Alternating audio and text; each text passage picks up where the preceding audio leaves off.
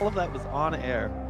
Keegan bot activated indeed. We are live here on Plus One EXP's Roll for Content channel. My name is Tony Vicenda. I'm Chief Alchemist here at Plus One EXP, which is a weird little brand that multi-classes in tabletop game design, beard and skincare alchemy in the Bardic College of Content Creation. Our hope and desire is to help amazing designers find great players who love their game, help amazing players find great designers whose games they can love.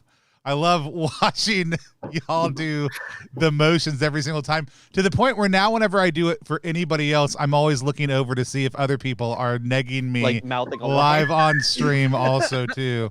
Would we neg you? Is that us? Yes. It's not lights, all of you. It's two of you. These though. lights have always been gas powered. And so we're trying out a new video overlay. Apparently it messes with Facebook. Facebook does not like it. But also, okay. If there's any weirdness where anybody else is watching, let us know. Otherwise, it just looks really sweet, and I'm very excited about it. Looks like we're in the middle of a fiery inferno of the sun with a devil ship coming out of it, which we're going to try to do tonight in part 2 of In Extremis Solacide. This is our second week of play, so if you missed the first week, go back and check out the first one either here on Twitch or over on our YouTube channel. There's links for all that down below, but let's meet the beautiful cast of players and characters. Let's start with the designer of the game, our proctor for tonight. Keegan, tell people who you are, what you do. Tell us a little bit about In Extremis Solacide. Yeah. Cool. Yeah, I'm Keegan. You can find me online at KeeganEXE, and we're playing through Solarcide, which is the final bit of the In Extremis season pass, which is all of the year 1 content for the game. And yeah, it's gonna be a module about blowing up the fucking sun to stop a bunch of aliens from attacking you. In the shortest way possible. Cool. I am very excited to blow up the sun.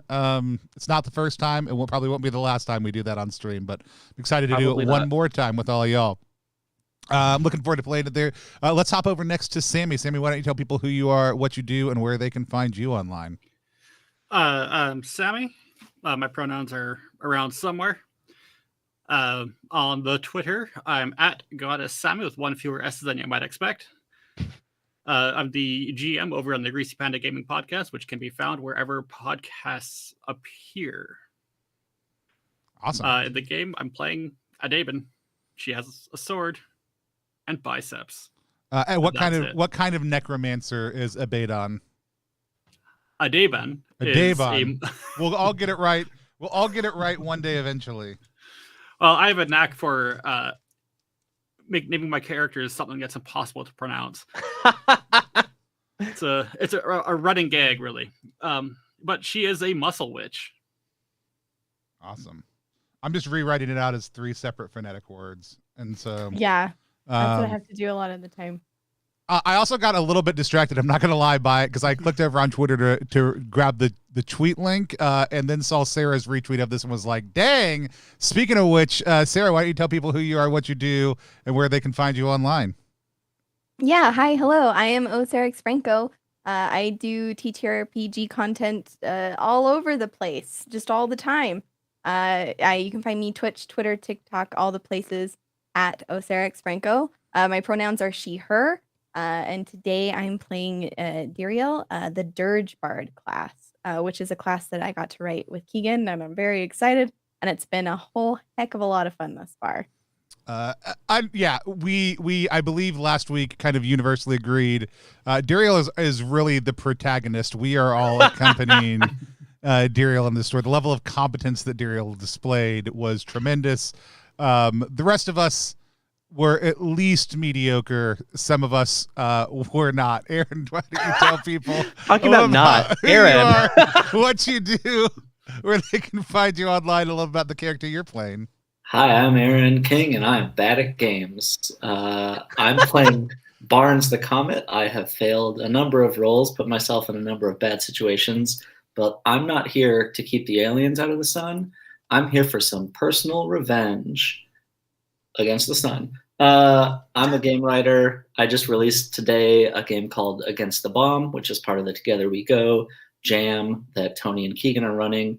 So if you want to check out Fallout-inspired post-nuclear RPG where you can turn your own city into a fun and wacky wasteland, Find me. I'm done. I'm full of pie. I'm just ready to get serious. I'm ready to play this game. And so Barnes is also a special class. Barnes is the living incarnation of a comet, correct? Yeah, I'm just a comet.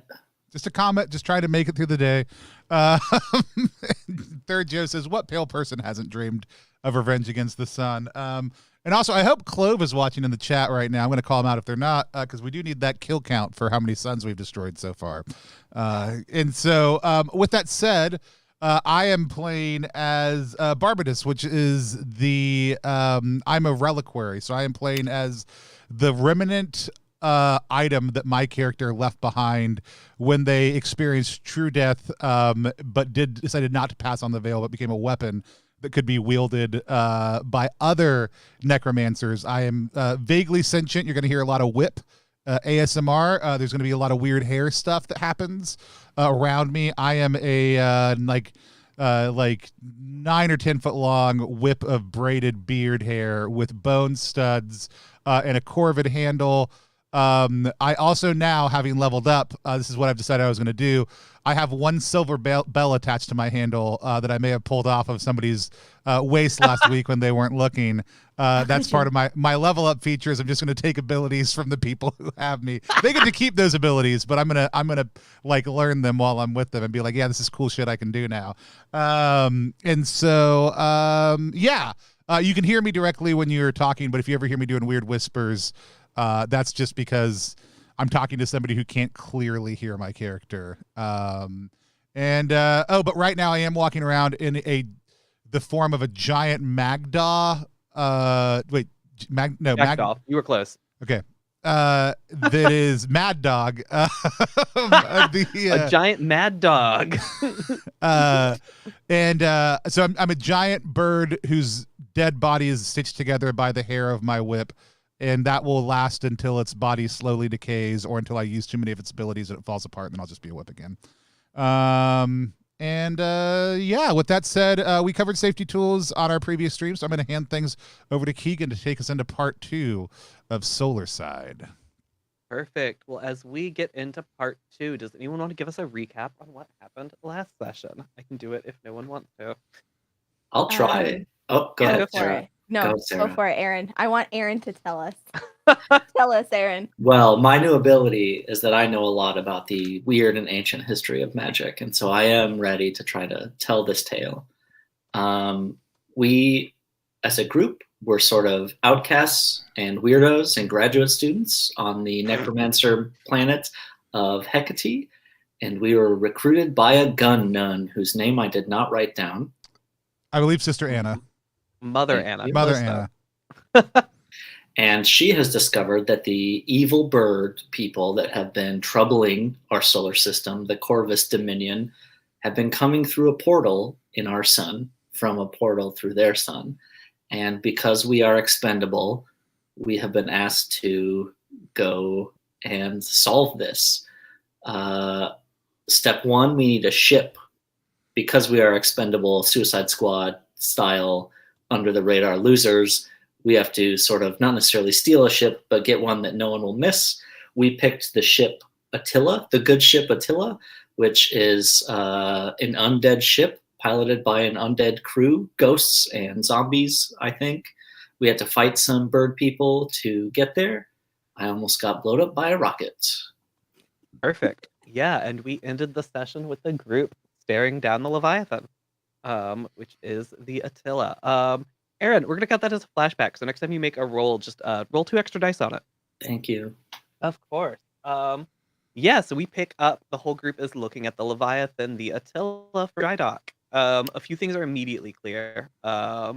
Even an uncritical eye would say this Leviathan's probably dead and has been for some time. But as you all sort of watch it from a distance, you can see it sort of inhale and shudder and blink.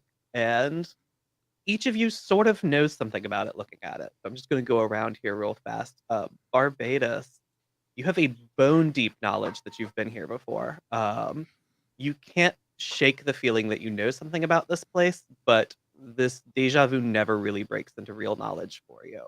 I can't say how you feel about it, but there's a level of frustration that you know something has been taken from you here. Okay. Um, I also will point out that none of the bones that I have with me right now are my own bones, so I just have a beard deep knowledge of having been here before. Perfect.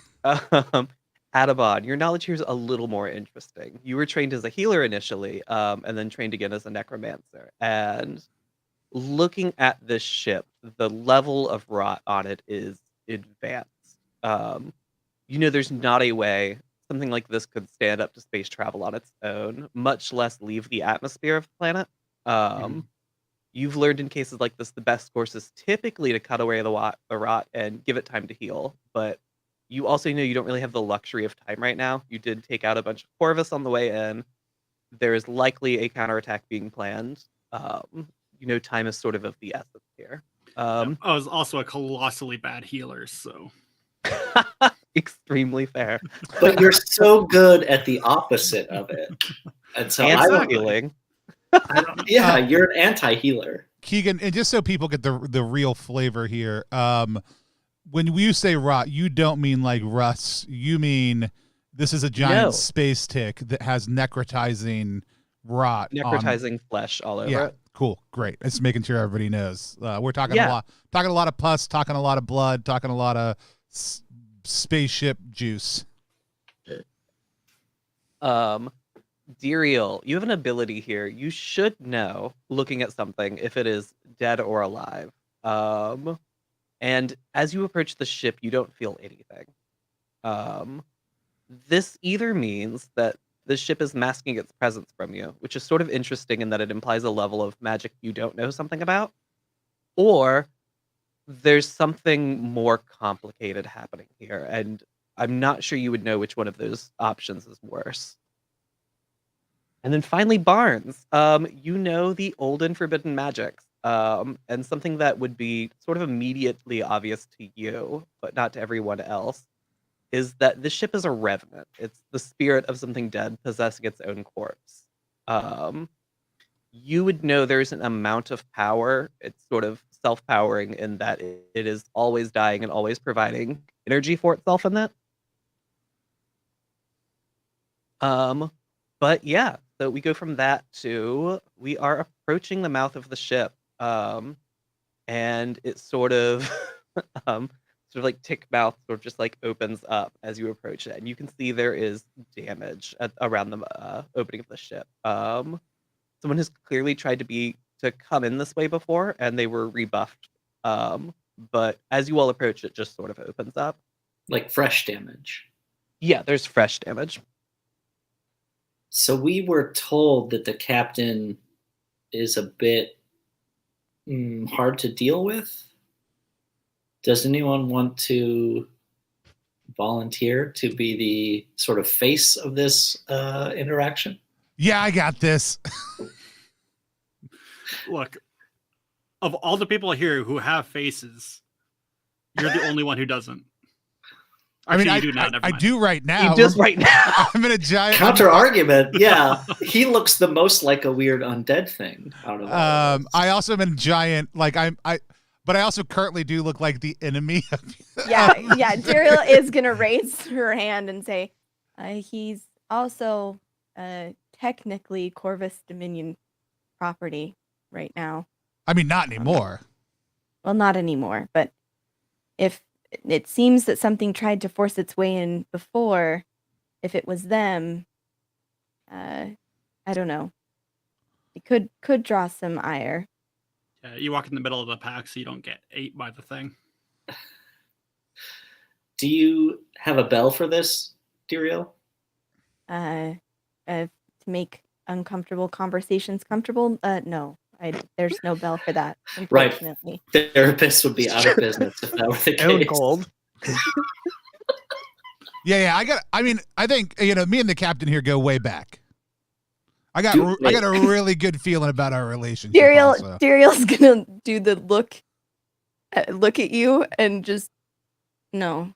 What? No. What? It can't be Barbanus. It's not me. I have a plan. Yes. We need a pre-face to be the face to explain that Barbatus is not Corvus Dominion and is just looks like them.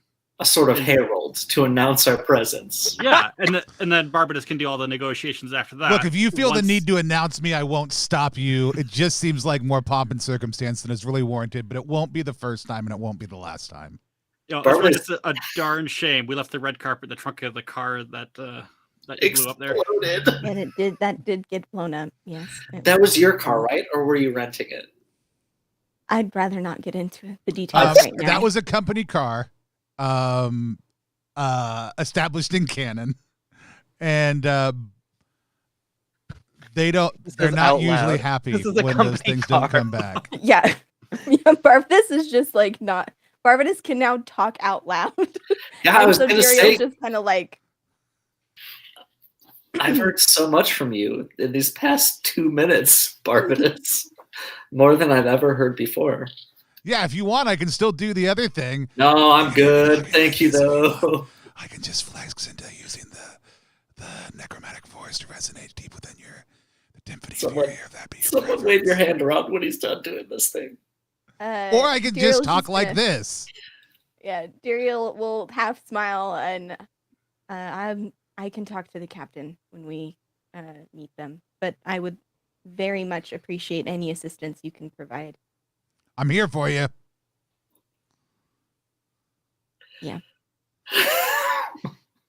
Great. So we're entering the ship. Kind of like And how give 'em- Keegan was like, you could just walk in. Yeah, no, there was the door opened before this conversation happened. Yeah, the you all start walking in. The interior, and I'll ask this to the group. How many of you think you have been on a Leviathan before? I mean, this one. I've been on this one before. Cool. I think Dariel was maybe on one once, as sort of almost like she was shadowing another keeper of some kind. So she's, well, once or twice, but I wouldn't say she's super familiar. All space travel in this universe is done by Leviathan, right? All space travel from here. The other planets did in fact have real spaceships. Okay, so I've been on a real spaceship, not a Okay. Leviathan. Cool. So as it opens up and you all sort of step inside, then there is, to most of you, a sort of unfamiliar rust-like scent. That is, it's the scent of gore. Here, sort of replaced. I guess added to then sort of smell of rot as you walk through, and the ship is quiet. You can hear a few small noises as you walk around. It sounds like the chirp of computers starting up, the breaths Leviathan's taking sort of like legs clicking sort of softly on the outside of the ship. Yeah. That old space smell. You never forget it. This is not the smell of space. No, but like, man, when you've been in a Leviathan for like 3 or 4 months straight and you haven't been able to crack a seal, oh, this is it right here. This is exactly what it smells like. You never forget it. We've had very different space experiences, and I do not envy you. Well, okay, whatever. I'm gonna head down to the engine to make sure everything's ship shape. Wait, no, we are not splitting up immediately on entering this. We have to make peace with this captain. Yeah, I thought that you guys. I tried to do that, and you said I couldn't. because you look like the enemy. Right, so I'm gonna go down to the engine and get everything ship shape and ready to go. That is Well- what an enemy would do. Barbatus, how about we stick together? I'll introduce you. You can try to refamiliarize yourself with the captain since you go way back. We It do might go just way be back. We jarring. just tell them I'm here down in the engines. Right, but it might be jarring for them to not see you in your previous form. And perhaps if they can speak to you after you've been introduced, we could earn some goodwill. And All right. besides, you know I can't let you outside of my sight. Yeah, I mean, we should talk about that a little bit while we're walking towards the bridge. You know, I appreciate it, all the walks you've taken me on, all your attempts to discover the pattern. I mean, but you know, when I've got legs and at this point wings to stretch, I mean, it seems like there's no point in not letting me stretch them. You know, not as default, but I'm just saying. I understand and would very much like to trust you with these newfound Then we're agreed. It's autonomy. Great. It's great. But I'm already one blown up car in, and that's going to be pretty difficult to explain if I lose, you know, a magic item that shouldn't really be outside of the vault as well. Right, but the Necrubarus get blown up all the time. I can't parse it. Someone parse it. Necro Subaru. Necrubaru. I got you, Tony. I mean, every trip I've taken out, at least one Necrubaru has gotten blown up. Well, sure. The Death Wagons do have. I was gonna say Corpse Wagon. I was gonna say Corpse Wagon. Damn. Do have a capacity for injury to themselves, but listen. If we can get to the captain, smooth that over, I think it would be amazing for you to go stretch your legs about the ship. But if we could do this one thing first. All right. As you all have been walking and having this conversation, I'm aware of how this group works. You sort of we'll just go, bud. The bridge of the ship, and it is empty. The computers, like I said previously, you can see the sort of computers built into the wall, starting themselves up. But in the center of the room, what looks like a blister begins to form in the floor, and it grows larger and larger. And Diriel, as this happens, you can feel a number of undead presences sort of pressing in around you. Diriel would she's not gonna lash out or anything, but she will reach in and put a hand on one of the handles of her bell inside her coat, and call out. We find ourselves in need of a ship. We've come here for assistance. Yeah. As you do this, the blister is still growing. It is about the size of you all at this point. And it pops. Gross. And standing before you is, and I'm going to send it to the chat real fast. Had it queued up. Is Captain Varia. She is hell yeah. An older woman, face covered in tattoos, which we'll get to in just a second. But she has like a whole bottom corner of her face torn away to reveal the skeleton below it. She is very clearly rotting. And as she sort of appears, you can hear chattering spirits around you, sort of excitedly chattering. And yeah, on her face, the tattoos, you can tell sort of an old school thing with a lot of Leviathan captains or people who work on Leviathans generally is getting face tattoos to mark sort of their experience on the ship, their jobs, different things that have happened to them. You can tell just looking at her, she has a storied sort of history and has worked on ships a long time, just off density of tattoos alone. Hey, beautiful, good to see you again. Oh, let Eric King say the actual helpful thing, and then I'll say the dumb. No, I just said I bow to her immediately, so that does not interrupt your speech at all. Hey, beautiful, good to see you again. Did you see she sort of squints and she's like, "I'd recognize that beard hair anywhere. Barbados, that can't be you, you son of a bitch." It is. Come over here, give me a Barbados. From the spirits as here. And she more people whispering now. The most ASMR heavy In Extremis stream. Yeah. Yeah, she comes over and she hugs the giant fucking undead Corvus. How have you been? Oh, you know, dead. Yeah, it happens. I know what that's like. Yeah. Interesting. Looks like you got a nice setup going, though. Yeah. you know, it looks a little different than the last time you were here, but Yeah, I mean, this was the best I could pull off. You got this whole thing going, though. yeah. You know, what brings you here though? Like my good friend here said, we're in need of a ship. Well, you found a ship.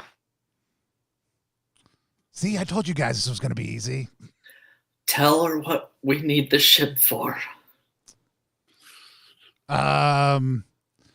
We need the ship for, and like you can tell, like Barbatus does not remember at all what we need the ship for. Like Duriel's gonna kind of step up to go next to into him. Yeah, space. we do that. We need to be able to blow up the sun. To blow up the sun. You son of a bitch! Why didn't you lead with that? I hate that fucking thing. We all do. I mean, like that's why the planet's so far back here and why we're all on it. Yeah, that makes sense. So we're just what? Do you have like a lot of explosive? What's the plan here? Walk me through it. You see, she First- just sort of sits where she is. A chair sort of appears under her. Yeah. Duriel will stand and do a debrief. We need to be able to determine how the Corvus Dominion is entering through the sun and find a way to close the portal, either by blowing up their sun or ours. So first and most importantly is we need more information. So you're looking for a Corvus ship. Well, we need to, yes. Great. I know where one of those is. This is surprisingly easy. This is so much easier than I thought it would be. Why did y'all think this was going to be hard? She's like, I "Yeah, The killed- sun is very big. the sun is very big. Look, this isn't. Look, I brought a son into the world. I'm ready to take a few out. Yeah, she's like, okay, so step 1, find a ship. So you all are lucky. I killed the moon previously. Did you hear about that? Anyway, Yes. We were aware about the moon. yeah, I killed it. Yeah. Great. So when I killed the moon, I took out a bunch of fucking Corvus ships. So they're just like on the moon. Okay. But there's no moon anymore. Oh no, the moon's still there. It's just dead. It's just dead. Right. I've been in a drawer a lot lately. I apologize. I need to Barbatus, hear more about your drawer. you have a son? Do what? You said you had a son. I mean, it wasn't mine. There were a bunch of us. It was a good time. I almost, you know what? I looked like a bird then also too. It's crazy. It's I will- best to not linger too long on some of his stories. No, I love his story. Okay, anyway, step 1, we get to the fucking moon. We find a ship, we get you in it, Hmm. and then you're gonna get the information and come back, and then we blow up the sun. Correct. That sounds right. Great, easy enough. And you all can feel the ship sort of lurch below you as it gets up on its legs. She's prepared to launch as soon as you all are. Excellent. I'm gonna go get some squeezins, if you know what I mean. I'll catch up with y'all later. Good. I Great. whispered to Good. Derek, what does he mean by squeezings? Do I want to know? I mean, you could ask him. He'd be happy to tell you, I'm sure. Don't. The hardest Morbid decision anyone's curiosity ever here. going to make.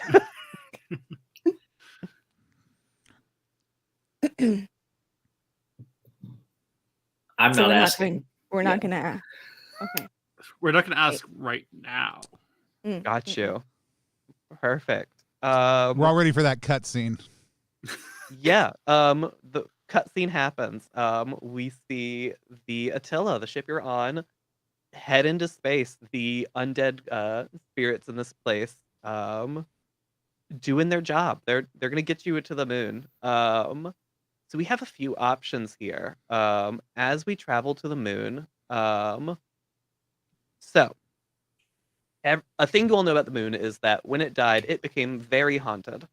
The moon is full of spirits, but they are at their weakest during a new moon, which, of course, interestingly enough, is also when you're at your weakest.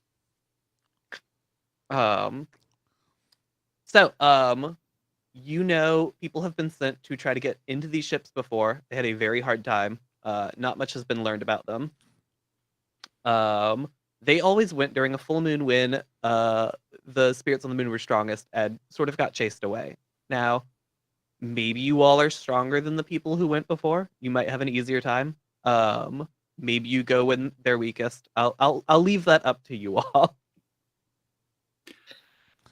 Okay, but consider this. My sword does not run on wells. Yeah, neither does this body I'm in right now. We're ready to go. As a matter of Follow-up fact, question. I don't know how long this body will keep. That's a whole nother question I've yet to explore. I'm very excited to find out, though. Do you remember if there are any large refrigerators aboard this ship? Well, where do you think I keep the squeezins? There. Perhaps it would be uncomfortable, but perhaps we can preserve you for a little bit longer. Oh, actually, the answer is inside of me the whole time. So, not the refrigerator after all. Okay. Are you sure there's Well- not just like a quiet hidden place that we could help you into? What? And as I flip my head over real quick, and the neck gets a little loose and kind of pops up on the hairs before they like cinch it back down. Disgusting. I do want to say I did do like a short retcon between one of my abilities between session 1 and session 2. One of my disciplines. I have a discipline in puppetry now. That's Because right. it just made sense. That's very good. Amazing.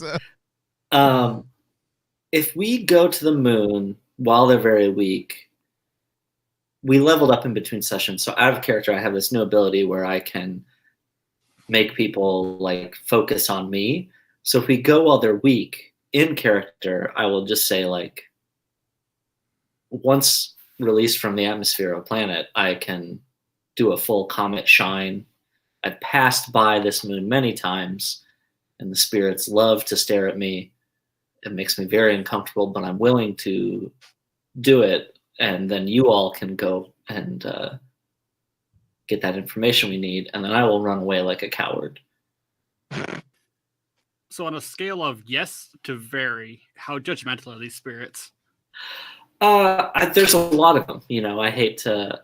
And I also only viewed them from very far away, so I can't tell. This will be something that I learn here, actually, when I hear their jeers and or compliments. Does anybody want to take a bet, jeer or compliment? It's actually... I'll go for it.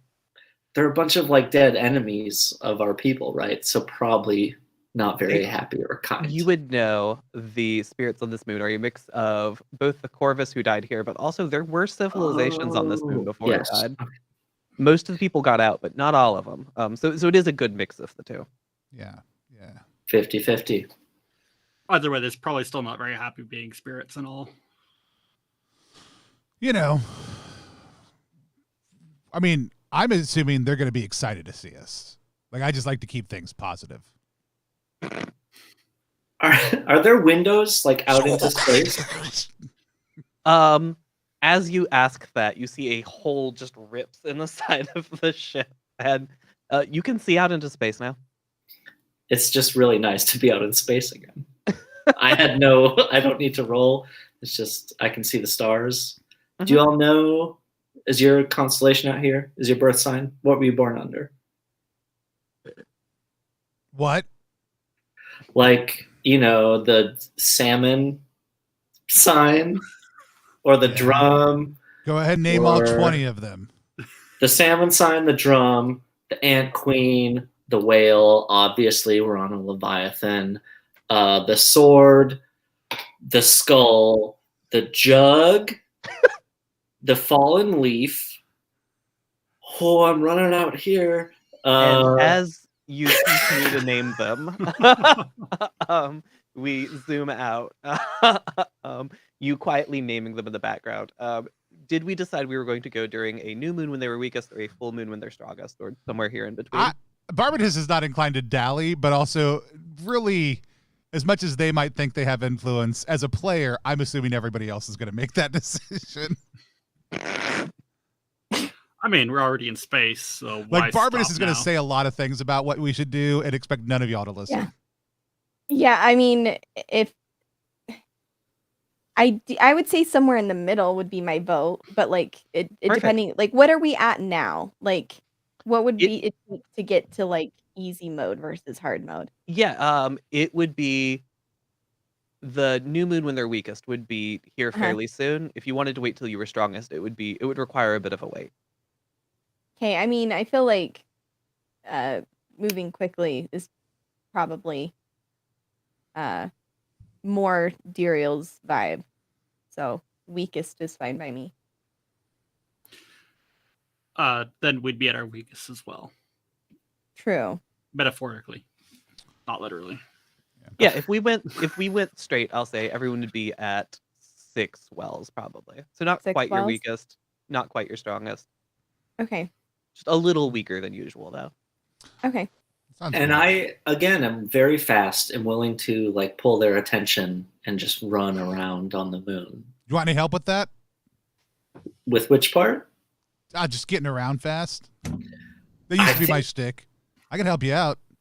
I mean, if you have some tips that don't require holding a beard whip.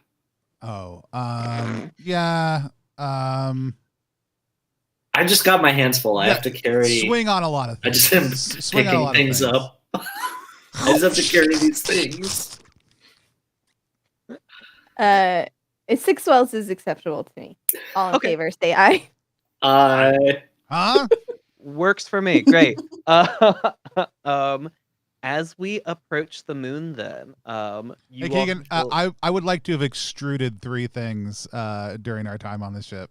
Yeah, what 3 things? Leviathan pus. Okay. Scab oil. Mhm. And pink tinted spirit gas. Spirit gas in the color of pink. Cool. Yeah, it lets you know it's not quite as pure as it could be, but Primitive extrusions. Yeah. Yeah. We knew Joe was in the chat. this is so all we for had to Joe. This is all for extrude something. Joe. Yeah, no, I feel that. Yeah, as we approach the moon, sort of before you will have really a moment to catch what's happening here. You can feel the Attila sort of shudder below you, and you hear the spirits aboard sort of cry out in unison. And looking through the new hole on the side of the ship, you can see that there is a Corvus ship on the ground with a fresh hole in it. It looks like the Attila fired something at it.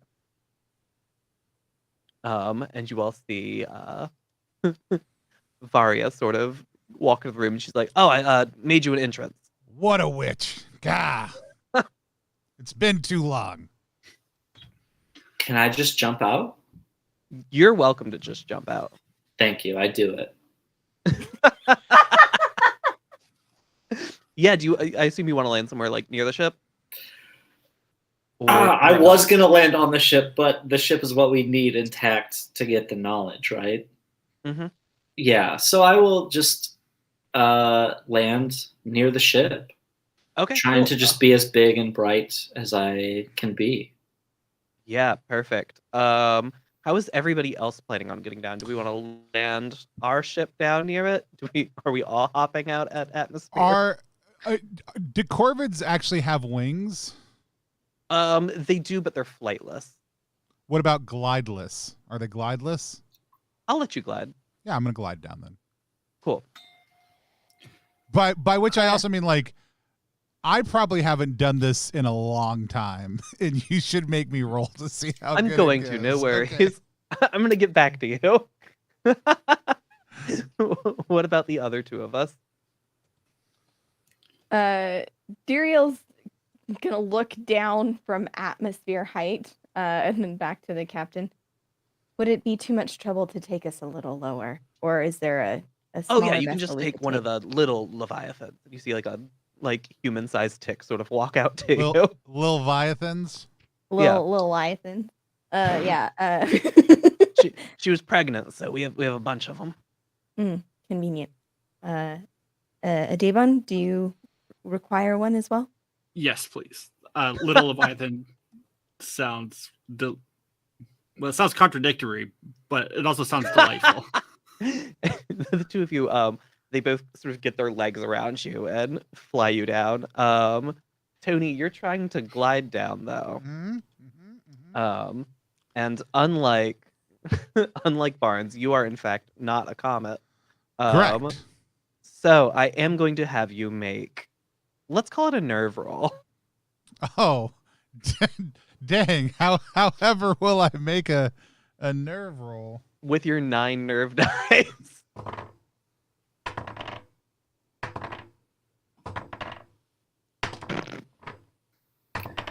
Real king shit moment to be rolling them one at a time here. Hey, folks. Hey, audience. Your time is important to us, but we Tony got 9d6 only to roll. owns 1d6 is the problem. I have so many of them. They're over there. Gosh, but they're over. I can't be bothered. And No, can I use a Aaron. digital dice roller? No, but is it more fun to also pop out this? Yes. Oh god, it's giant too. This giant gelatinous cube D6 from Severed Books, which has Caver live over on Kickstarter right now. They just released a third-party supplement to go with it. Absolutely, I could, but I'm not. I did not. I got a 6.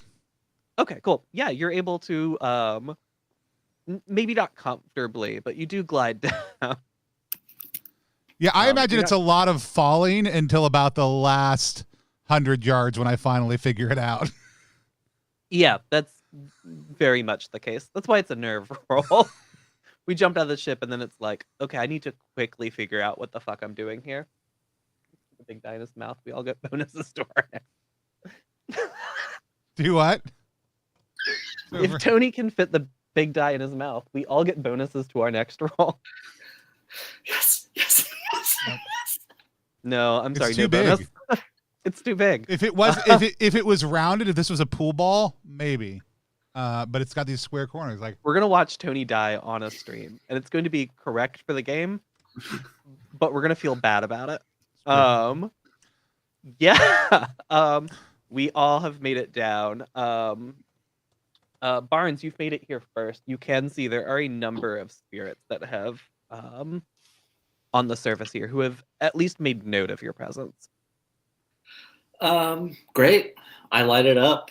I become someone that everyone focuses their attention on, and I take a slow trot around the Corvus ship to gather this audience that I am not excited for, but feel like I need to gather. Yeah. Can you do me a favor and just make me a muscle roll real quick? Yeah, and I get 2 extra because of the flashback. You do get 2 extra. I got a 6 as my highest. Cool. Yeah, they they're definitely looking at you, but it's not as upsetting as you were worried about. That's fair. I'm glad I had this 2 extra because my lowest 2 was 2 1s, and so I'm Yeah, just it's not the extra. I'm turning it around. I'm actually a great gamer, folks. I'm here They to are not win. jeering I'm at here. you the way you were afraid of, but they are objectifying you. I am but, an you know. object, a space-bound object. Yeah. The other two of you get down to see Barnes. What does this look like? I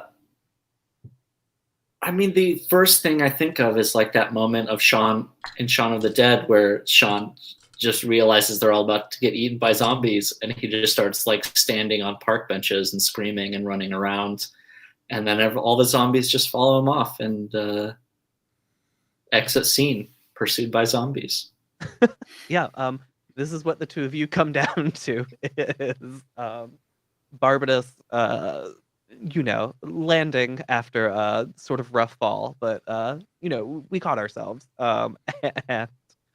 And Barnes here running around screaming. Totally normal. We should hurry.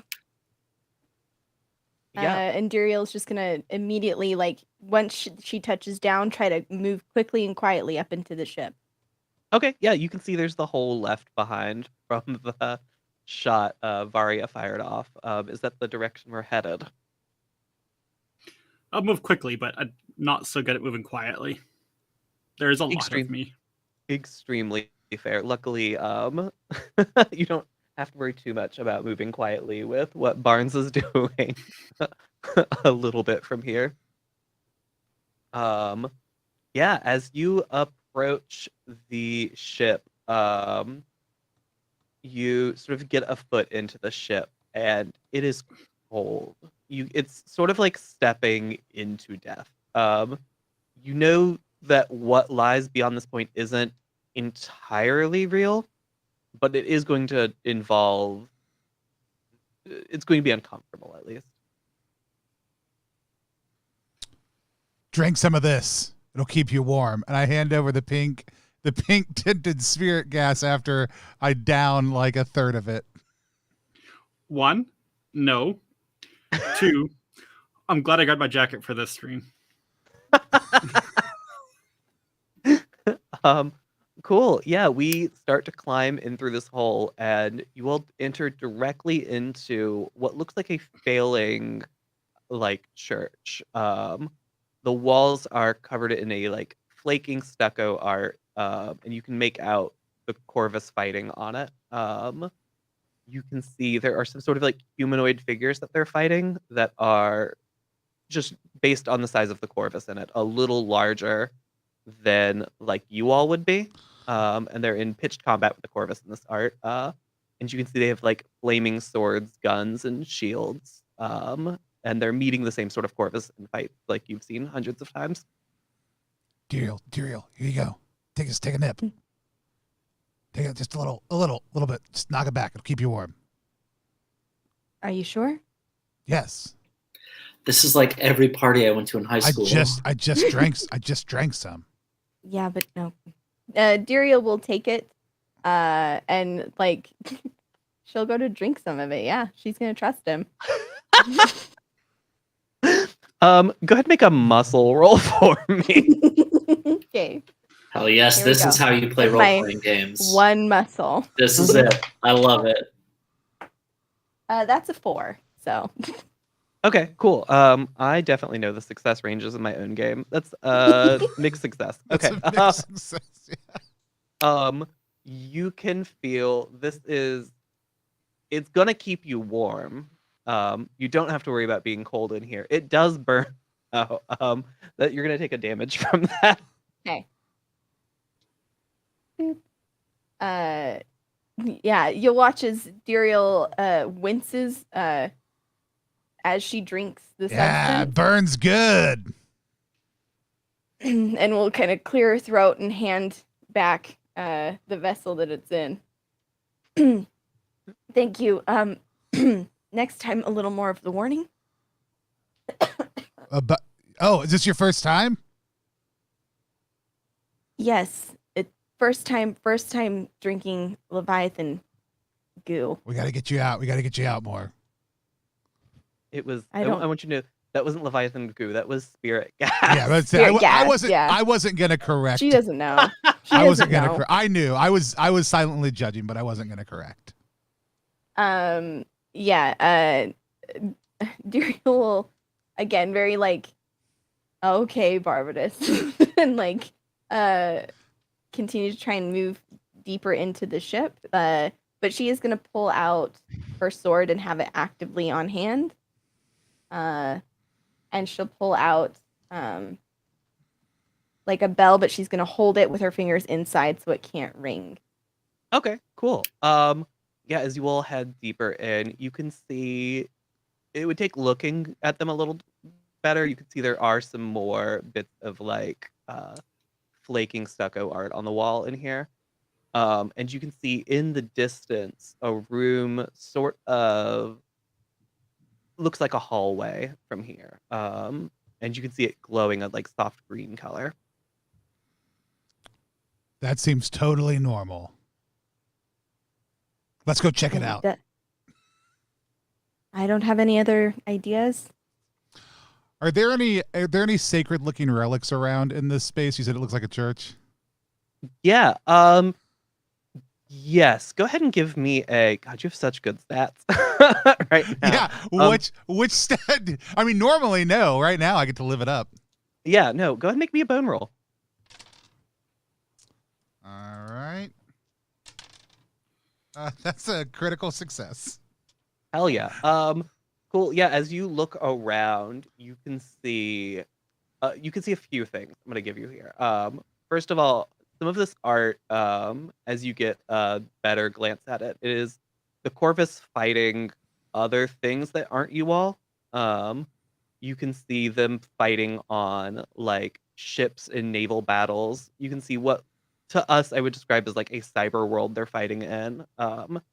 You can see the Corvus fighting what looks sort of like Power Rangers. Are you just pulling in all the looming games that have Corvus supplements in them right now and dropping them in as nods? Yeah, in 100%. Beautiful. But as you sort of go through here, you do see there is a big sword leaning up against one of the walls under where on the wall you see what you have correctly called as a spark with a flaming sword. Please, Adebon, use the big sword. Please, Adebon, use the big sword. I go over and like heft it off the wall, and I'm like, is it made of bone? It is not made of bone. It is metal. I don't care about this shit then. Adebon, do you want this? Look, I have one gimmick, and it's swords. I would love that. Here you go. I toss it. I just toss it over towards you. Yeah, Adabon, as you pick the sword up, it is a little heavier than the sword you're using now. It is a little bigger than the sword you're using now. And that's fine. I have biceps to spare. Yeah, no, I'm no worries about hefting it. But as you pick it up, you do notice there's like a button on the hilt. I press it immediately. Whole sword catches on fire. This is incredible. Yeah, functionally what I'm going to do here is this is going to do an extra damage, and enemies you hit are going to take a damage at the start of the next round as well, if the sword is on fire. Nice. But no bones laying around is what you're saying. No bones.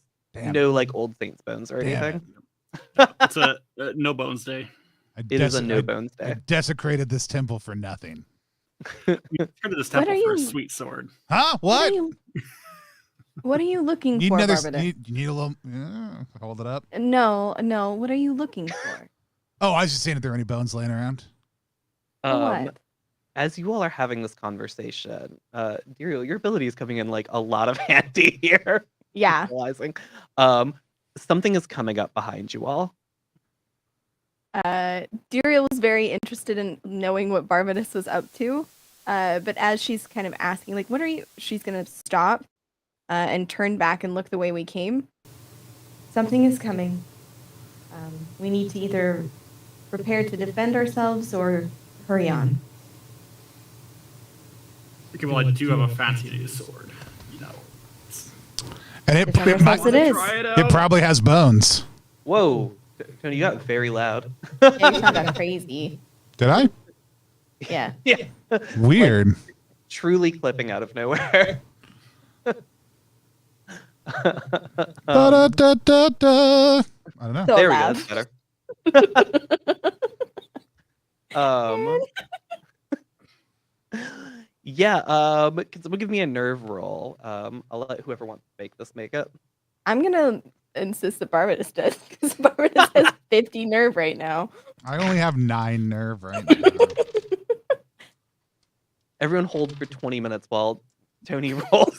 Yeah, what do you all want to talk about while we wait for Tony's roll? I got 1 6 or 2 4s, whichever is better. 1 6. Cool. Number of rolls doesn't matter unless they're 6s or 1s. Yeah, on your 1 6, you do catch it in time. There is a cloaked, what you would imagine is Corvus coming your way. You see the sort of shimmer in the air. And you're able to point it out in time that you all do get to act against it first. I shoot my double. I'm going to use Weapons of the Flesh. Hell yeah. Because I do want to degrade this form and then go back to being a whip because that's going to be more fun. These Weapons of Flesh to use my my hook ability to shoot this thing and then grapple it back towards us. Yeah, that rips the enemy. There's just one of them. It comes careening your direction. Do you want me to roll for it, or do you want me to, is this just happening? Nope, you blew a well for this because it's No, Weapons of Flesh. yeah. Well, that's a good question. Does Weapons of the Flesh use a well, or does it just use the HP of the form I'm in? Oh, I forgot it uses the HP of the form you're in. Yeah, it just uses the HP. Okay, of the yeah. form My you're in. understanding was it just burns my HP spells down, and so Yeah, that makes sense. and so Cool. yeah. So I lose a stat point and an HP point for this form. Yeah, and I'll actually, because it's not using a well, then I will have you roll muscle for this. Cool. You can roll the muscle before you lose that Right. point. 5. Cool, a 5. You're going to lose, we'll say 2 health instead of 1 on this. Okay. What does it look like? I know this specifically involves you. As you lose health, you do lose bits of yourself here. Yeah, I go, hey, look, there's a thing there, and as I shoot, like the bottom part of my like part of the beak while I'm talking just cracks off from this jackdaw. Doesn't affect my ability to talk. It is disturbing though. As I fire off this giant hook out of one of the 2 guns that this thing was carrying, and like grapple this thing back towards us. Yeah, as it comes running, its invisibility fades, and this isn't quite a Corvus. It has a lot of mixes of like human features. It's a very like human body structure. It doesn't have wings, but it does have like a sort of beak. It is sort of a pale imitation of both humans and Corvus. But yeah, it is coming your way. It is at close range now. This monster sucks and that rules, and it's like some real Ridley Scott shit on the best level, not the worst Ridley Scott. So I Thank just you. wanted to say, shout out to this awful creature. The other 3 of you get to go before though. Awesome. Duriel is going to she's been holding the one bell in her hand, is going to flip up the handle. They're in close range, correct? Yep. Yeah. And I'm going to she's going to swing it targeting one of the guys in the middle of the pack of them. It is just the one of them. Oh, it's just the one? Yeah. Oh. Then never mind. I'm going to just swing my sword at it. Yeah, go ahead and make me a bone roll. Heck yeah. I got a 6. That's a 6. Cool. Yeah, how much damage? Read me what your sword does here real fast. So it's Sword of the Keepers. It deals 2 damage. It'll deal an additional damage if I'm at half health or less. If the Sword of the Keeper is used on an enemy that should remain dead or has been ignored by death, the next attack done against them deals double damage. Hey, y'all, this thing should remain dead. Whoever hits this next will do double damage to it. Well, I'm standing there awkwardly with a 2-handed sword in each hand, kind of unsure of how to wield two-handed swords. Duriel's gonna kind of cut up against this enemy, and as it does, the blade is gonna like sing as it cuts through the air, and it sounds almost as if a bell has been rung, and is gonna look back at Daven and say, "Go for the head."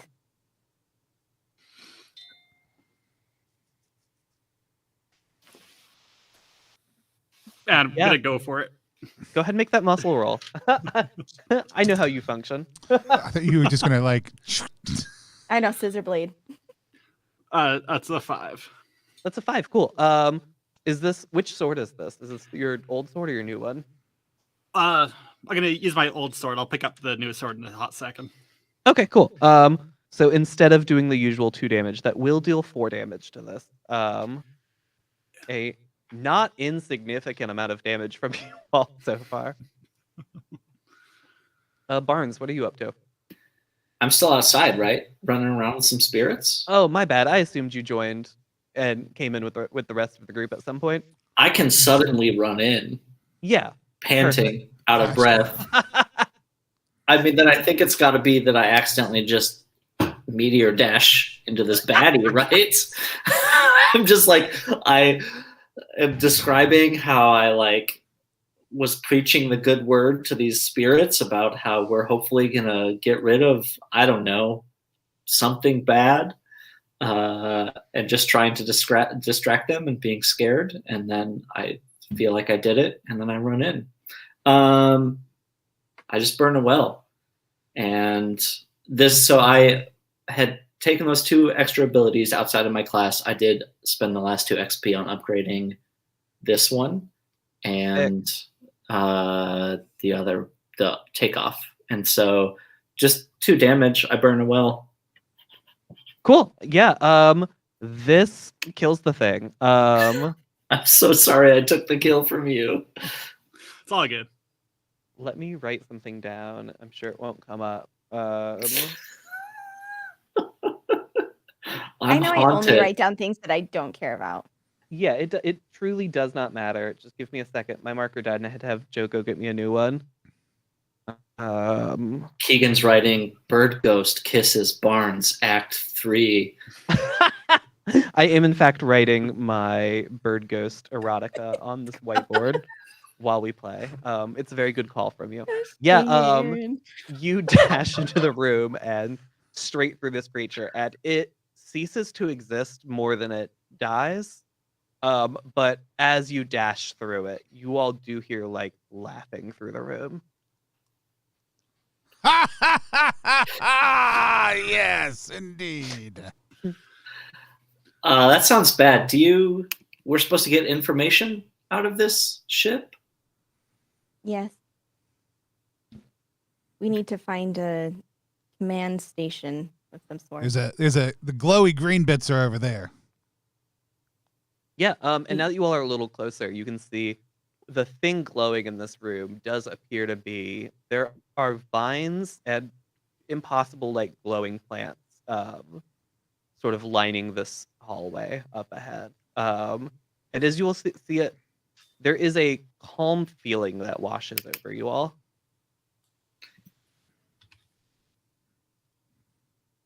That's the second stage of the spirit gas. Duriel's gonna walk up to this thing. Is it even remotely familiar? It is not remotely familiar. And as you sort of enter this hallway, you can see there are dead leaves lining the ground, and they fall upwards into the sky. And you see them catch onto vines and grow healthier, and then smaller, and then disappear entirely. And deeper you get down the hallway, these you can see the like density of leaves falling upwards increases. Can I just say that it's wild that I named a constellation the Dead Leaf, and now we're in all these dead leaves, and I'm freaking out a little bit. Some presentience. Yeah. So, I do take I just typed this in the chat, but I do take the bones, 2 bones from that creature. No bones were left behind for that creature, and curiously, it did not drop a well for you all either. Damn it. It just ceased to exist when it took enough damage. Death is not working appropriately here. Things are aging backwards. Moving backwards. I am very enticed by this. I would love for time to move backwards. I want to get into it. How do I get into this time moving backwards? Yeah, you can keep... I will reach out. I will touch some vines. Yeah. Touch grass, the kids have told me. Look, I'm just going to say this. The last time I put a vine on my mouth in stream, it did kill my character. Lightning does strike the same stream twice, right?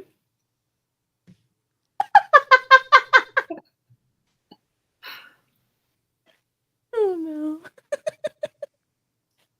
Does it? We don't know. I touch it. I get in it. I want it. Yeah. Get in If it. I could turn back time. As you touch this vine, you do feel yourself growing a little more healthy. No roll required here. You're gonna just straight up regain a well as you touch this vine. Beautiful. I go, yep. Nothing. But I don't think you expect. I'm walking backwards all over the room.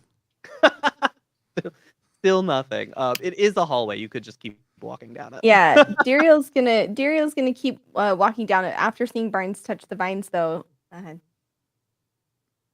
anything happen? Barnes gained some wells back. Could probably have communicated like a good feeling from them. Yeah, I feel, I guess, inspired. Dariel's gonna go ahead and kind of lay a hand on the vine as well, then, and interact with it. Anyone who interacts with these vines is going to regain up to 2 wells. Okay. I'm just gonna not touch the gross wall vines. Extremely fair. I'm gonna. Can I? If I cut into one of these vines, what happens? It regrows. You see it sort of falls from the ceiling, and then much like the leaves here, just falls back upwards and rejoins the rest of the vine. Can I squeeze any? Can I extrude anything out of it in the time where it's severed? Like if I cut a piece off and Yeah, squeeze? You can extrude some like weird space vine. Yeah, cool. Oil. So what do we call that? Time vine squeezins. Time vine squeezins. Now we know what the squeezins are. There you go. As you all continue down this hallway, though, it does eventually give way into what you all can recognize as a starship engine room. I guess especially Adabon's probably the only one of the group who has seen a starship with an engine before. But what the hell is this? As you all look at it, it is running, and you see the vines grow above it and choke it out, and the engine sputters and dies and rusts and falls apart, and then all of that happens in reverse. It grows back, the engine's fine, and then it starts all over again. Makes sense. Okay, well, that's not how engines are supposed to work. Adabon, can you make me a bone roll real fast as you look at this engine? Sure. Bone being my best stat. Rolling 1 dice, that's a 5. That's a 5. Cool. It hurts your head to look directly at this engine. You're going to take a harm, but you do recognize that sort of impossibly, you sort of gain an innate knowledge of how this engine worked when it was working appropriately. Yeah. You can recognize it uses the force, fire, and power of a star to power the ship. It's sort of a wild design, and one you just sort of innately know humans wouldn't have considered. But you know how it works. You could recreate it if you wanted to. Neat. Follow-up question. Would my impenetrable body passive ability negate that 100%. I forgot you had it. Nice. Yeah, impenetrable body. You just take 1 less damage and reduce it to 0. Cool.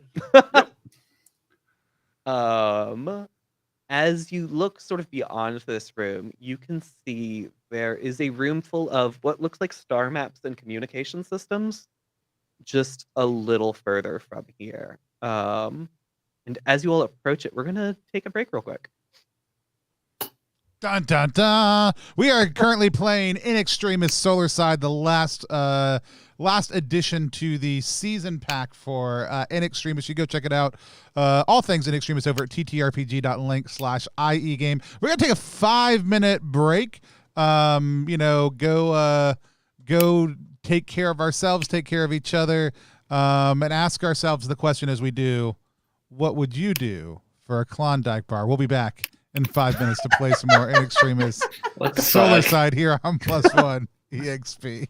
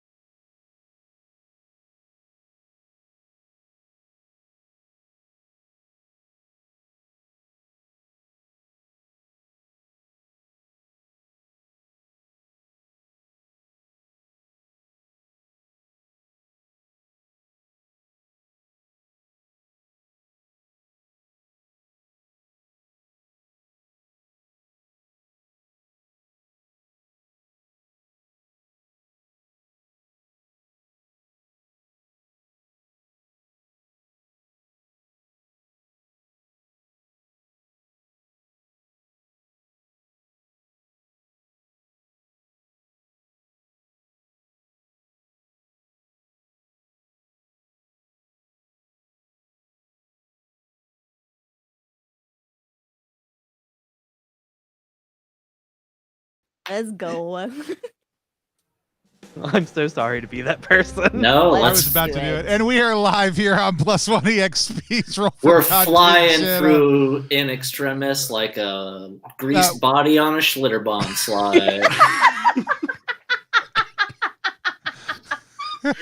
I'm glad I didn't have to pull a Schlitterbahn joke out. Aaron took care of it for me. Talk about You all are water gonna be parks, so impressed Mormonism, the life in Utah, and the weird cultural references that we grew up making because our parents are from other places, as well as the fact that outside of certain regions of the southern United States, no one actually knows what a water park is. They just think they do. Now let's blow up the sun. Yeah. Let's just dive right back in. There we go. I made a water reference. Look at me go. Look at you go. Yeah, so part of the reason you are on this Corvus ship is you need to see how they get through stars, which is a thing that now Adabon just has instinctual knowledge of how to build those engines. But there's more you could get here. And as you look around, you do, like I said before we went to break, there are star charts and what looks like a communication room just a little further into the ship. Yeah. During the break, I actually remembered something important about my character. One of my disciplines is actually botany. What? I forgot about that. Same, and I just remembered it like literally 3 seconds before we went live again. Do you want to taste some of this? And I hold up the time vine squeezins for you. I very specifically do not want to drink that, but I do want to see if I can identify the vines, like if they're native to any specific planet in our system. Yeah. Go ahead and give me a nerve roll, and then because it's your discipline, you can roll an extra 2 die on it. Ooh, nice. It's a 5.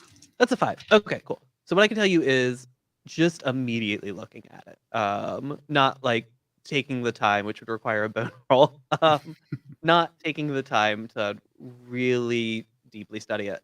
You don't have the feeling that this is something that grows in this solar system. All right, so it's probably something from the Corvus solar system. And is there any indication that it's important to the function of the engine? No. No? Okay. In fact, when you watch the engine, because it's still happening in the background here, it seems like the vines are choking out and breaking the engine. Mm-hmm. And then the engine's dying and resting, and then all of it's happening in reverse. But it's the introduction of the vines to the engine that is breaking the engine. Okay. That's good to know. My disciplines are navigation and astrology. Can I get on those star charts?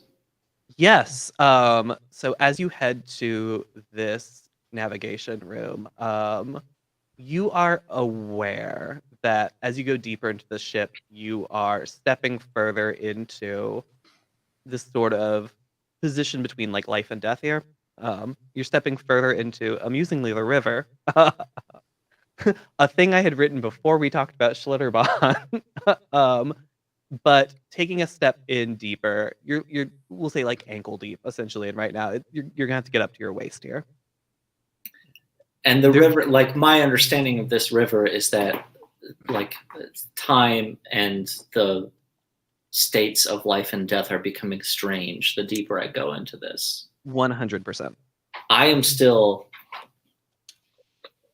seeking to immerse myself in the past as well as in these star charts. So I proceed unafraid. Cool. As you go in, I swear I'll get back to you in just a second. Are the other 3 of you coming in as well? Once I'm done with my plant stuff, then yes. Okay, perfect. As you all enter, you sort of turn around and the door behind you is gone. You've sort of stepped through a point of no return here. But as you start rolling on the ground immediately. Does he do that a lot?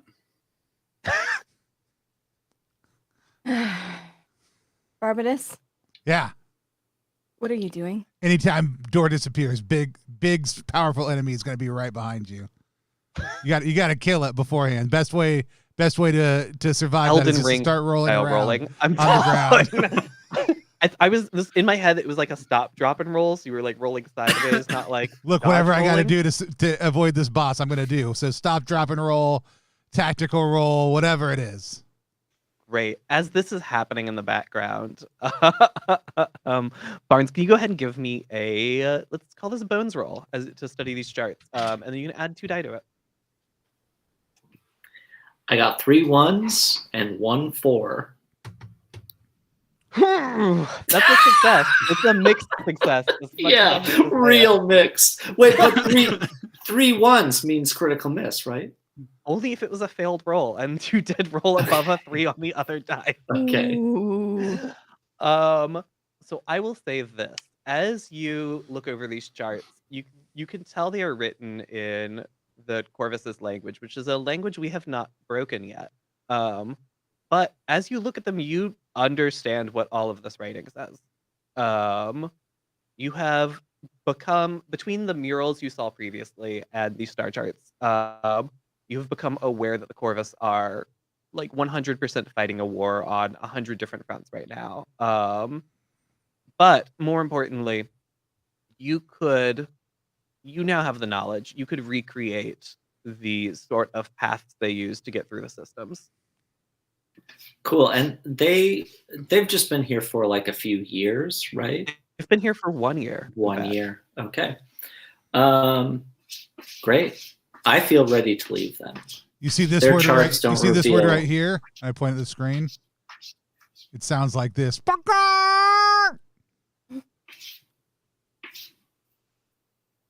I feel And ready this to one? leave.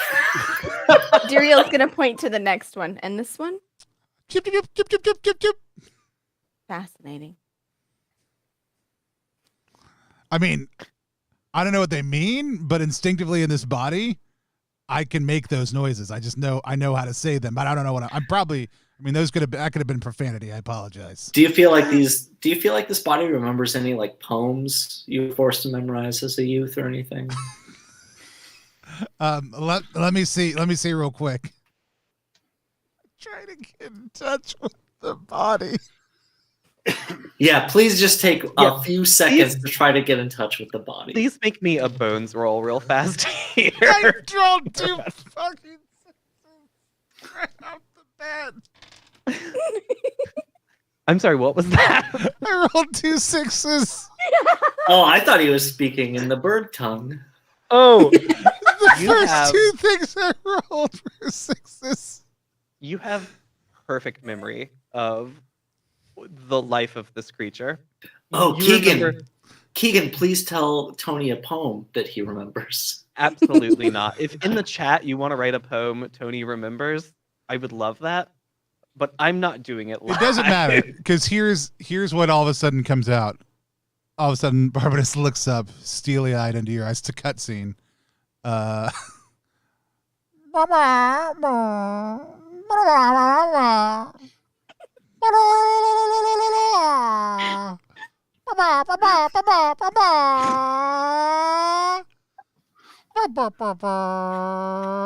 Cheep, cheep, cheep, cheep, cheep. And the best part about this poem, Barnes, is that you understand it perfectly. And it's beautiful. It's maybe the best poem you've ever heard. Nobody else understands what the fuck is happening here. I had to close my eyes and shut off the outer world while I just enjoyed Tony's recitation. Yeah. I need also please somebody clip that for us. We desperately need it to happen. The love of God. I've got to get the fuck out of here. That's a secret unlock that most people never hit in their playthrough of this level. And Right, so Tony it's just got an achievement in this game that Achievement only unlocked. 2% of players have achieved. Yeah, achievement, plucking poetry. clucking poetry. Yeah, as you, like I said previously, the door behind you is long since gone. And as you you were so, I think, enamored with like looking at these star charts when you came in, but as you sort of look up and down, there are very clearly walls here from that are like covered in these computers that have the star charts and stuff on them, but the floor and ceiling are both gone. It is just black void above and below you, and then just twisting halls of like walls of computers ahead of you.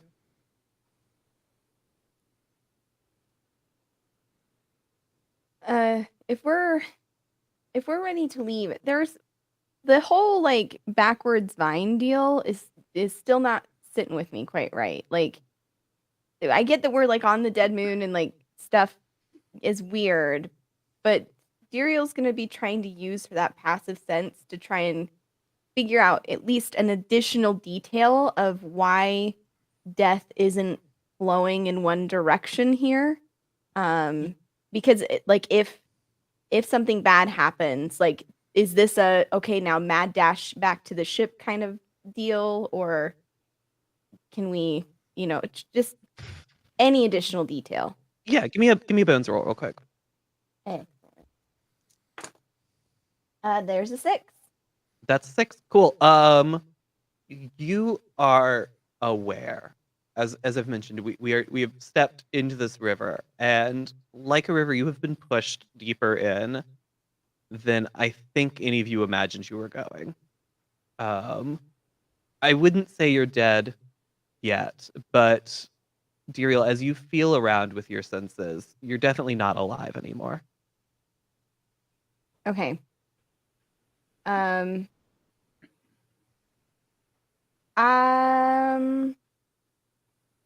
Duriel's going to reach into her coat, like swapping out the bells, and she's going to pull out one that's significantly larger than the others. And keep that on hand, and try to get our bearings of walking back towards life, right? Like, we want to go the opposite direction of wherever this is trying to push us. To some degree, you would know at this point that the only way back out is through. Okay. We saw the leaves die and come back to life. We are in the bottom of the loop. If we go back, Gotcha. we go forward. If we go forward, we go back. Maybe. Yeah. There's a cat up there. It's going to show up down here in a hot second. There he is. There we go. Just like the cat loop. Just like the cat loop. Yeah, and to that end, if you all keep heading forward, these corridors sort of impossibly twist into themselves. You'll take like 6 left turns in a row, which is like 6 90-degree turns in a row. You don't seem to be going up or down. The halls just long ago have stopped making sense. It's my favorite Talking Heads album. As you go further, the walls stop being computers, and you start to see vines growing through them, and the vines turn into metal the further you get down the hall, and that metal turns into veins, and back to metal, and back to vines. And as you keep going, you can feel what you are aware is below you. You can feel something rumbling. I think Duriel would pick up the pace. Like, if we were just walking, I think she would start to... We're walking faster. Yeah, we're walking faster. Like, maybe a light jog with sword and bell in hand. Can I linger? Is there any sense that I could go further back? Like, I know they've only been here for a year, but is there any way to, like, harness this to just, like, dive back 2,000 years through time? To my good old days as a comet. Yeah, not yet is how I will phrase the answer to that. Then I will also jog. Cool. Yeah, as you all keep going further down this hall and quickly, these veins and vines and like wires in the hallway start widening, and you can start to be able to recognize them as train tracks at some point. And as you all keep making it down the hallway, a train pulls up in front of you. door opens.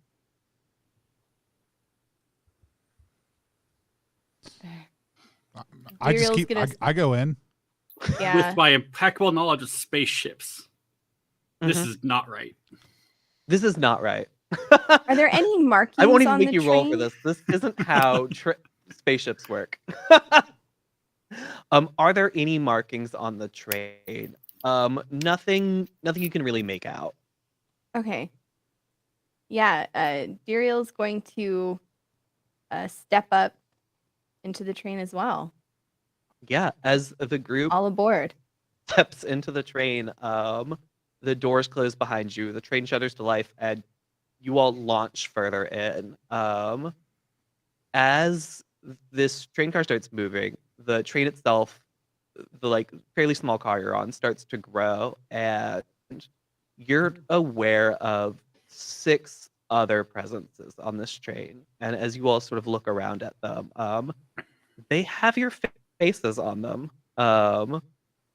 Barbados, specifically here, they have your face from when you were alive. You recognize in 2 of them. Well, Barbados is very satisfied that at whatever point we start fighting our evil twins, we won't get confused about which one is the good me. Sucks for everybody else, but and they are pushing in towards you. Weapons drawn. 2 questions. One, Yeah, my alter me, does it have my old sword or my new sword? it has your old sword. Okay. Second question. One of my passive abilities is size up. You can tell how much health someone has, as well as their Yes, general combat prowess, if you take a moment to study them. So on a scale of me to also me, how does the other me stack up? You would say it probably has, I don't know, like 7 units of health. And it is comfortably wielding your sword. You get the feeling it could use it. But as they move towards you, they are lurching. I don't know if any of you have seen that thing that people did where they gave an AI like a human model and they're like, how do these move? And it just like really fucked up the movements. They are moving that way. Gotcha. They're moving like something that has seen a human but never seen a human move before.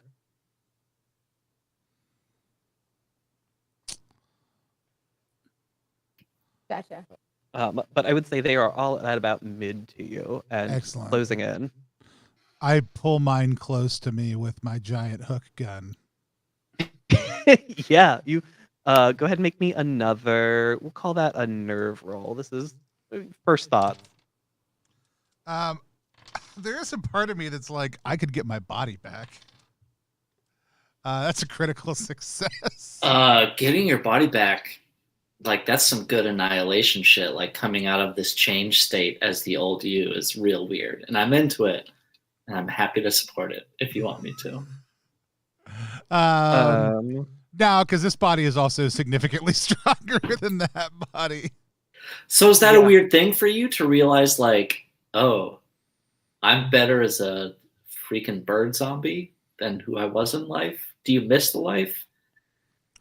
Do we want to do a flashback here, Tony? Yeah, what am I flashing back towards? I flash back to me just killing tons of beings like the body I have right now in my I just remember a million jackdaws that I slew, sometimes en masse, by ripping each of their feathers out individually using 1,000 hairs. And then I get over the slight bit of disconcert I had about whether this new body is better than my old body, and realize it's not the body that makes the person; it's the person who makes the body. It's the access to necromancy that makes the person, not the not the body. Yeah, you I will say real fast here, Barbados. As we have gone deeper in here, you are remembering things that have been taken from you.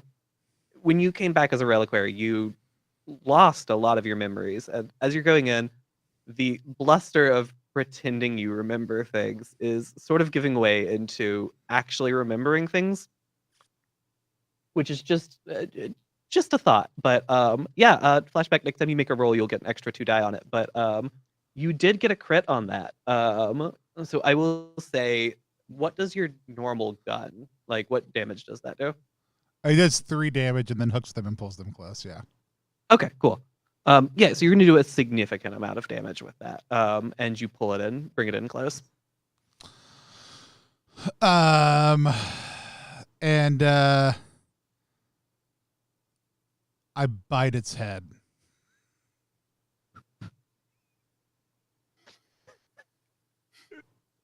Yeah, you bite its head. We're just going to allow that.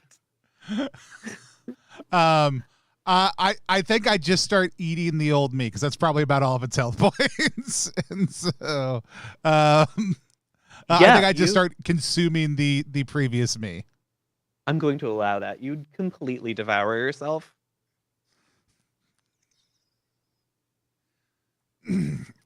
It turns into weird memory hair as I slurp it down like a giant pile of spaghetti. What are the other 3 of you doing? I'll go last. Cool. Because I was the last on the train. Well, if there's no objections to me going next, I can go kick my own ass. Every day I wake up and I kick my own ass. Excuse me. So I'm gonna burn a well and activate the juice, which with the XP got from last game is now fully upgraded. And I'm gonna hit the button on my fancy new sword. Yep, you hit the button. And I'm gonna go hit myself as hard as I possibly can. Yeah. So how much extra damage do you deal with the juice now? The juice does 3 extra damage. Okay, cool. So it is. So it's a 5 total, I believe. Plus the new sword does an extra damage, so it's going to be a 6 total damage on this hit. Go ahead and give me a muscle roll. It's a 5. A 5, cool. So you do get in, and you slice one of you for the full 6 damage here. But as you do that, the other version of you is behind you, which isn't where they were previously. But they do slash into you with your own old sword, and you're going to take 2 damage from that. I'm going to take 1 damage from that. Yeah.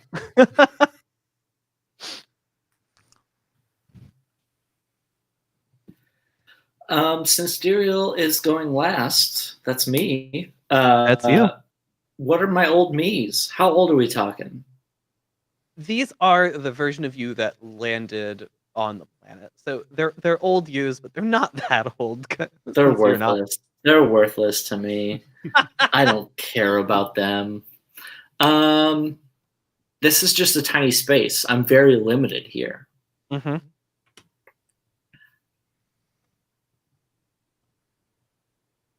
As you might imagine, the other yous are also fairly limited. Right. We're both. I mean, part of me wants to ask to hug it out, but actually, I'm just gonna chuck some rocks at the one of me closest to me. Is that muscle or is that nerve? Sorry, what'd you say you were going to do? I completely blanked. Just chuck some rocks. My default weapon. Yeah. Yeah. That feels like a nerve. All right. I'm gonna focus on one so I can attack twice. Does that mean I roll? You just roll the one time. These dice are the worst. I got a 2, and a 3. Okay, this you sucks. You throw some rocks at yourself, and you see yourself dodge out of the way of them. And from the same version of you were throwing your rocks at, flings a bunch of them back at you. You're gonna take 2 damage, and you can't move this turn. Yeah. Sounds right. So Is there one clone Duriel or there's two? There's one clone of Duriel. There's two of Okay. everybody else. Okay, got it. I want to I'll move in closer, and I want to use I'm gonna burn a well to use sound of control, focused on the anti-Duriel. So everybody that's within a close range of them will attack her, dealing 2 damage. Okay, cool. And let me make sure that I don't get big owie as well.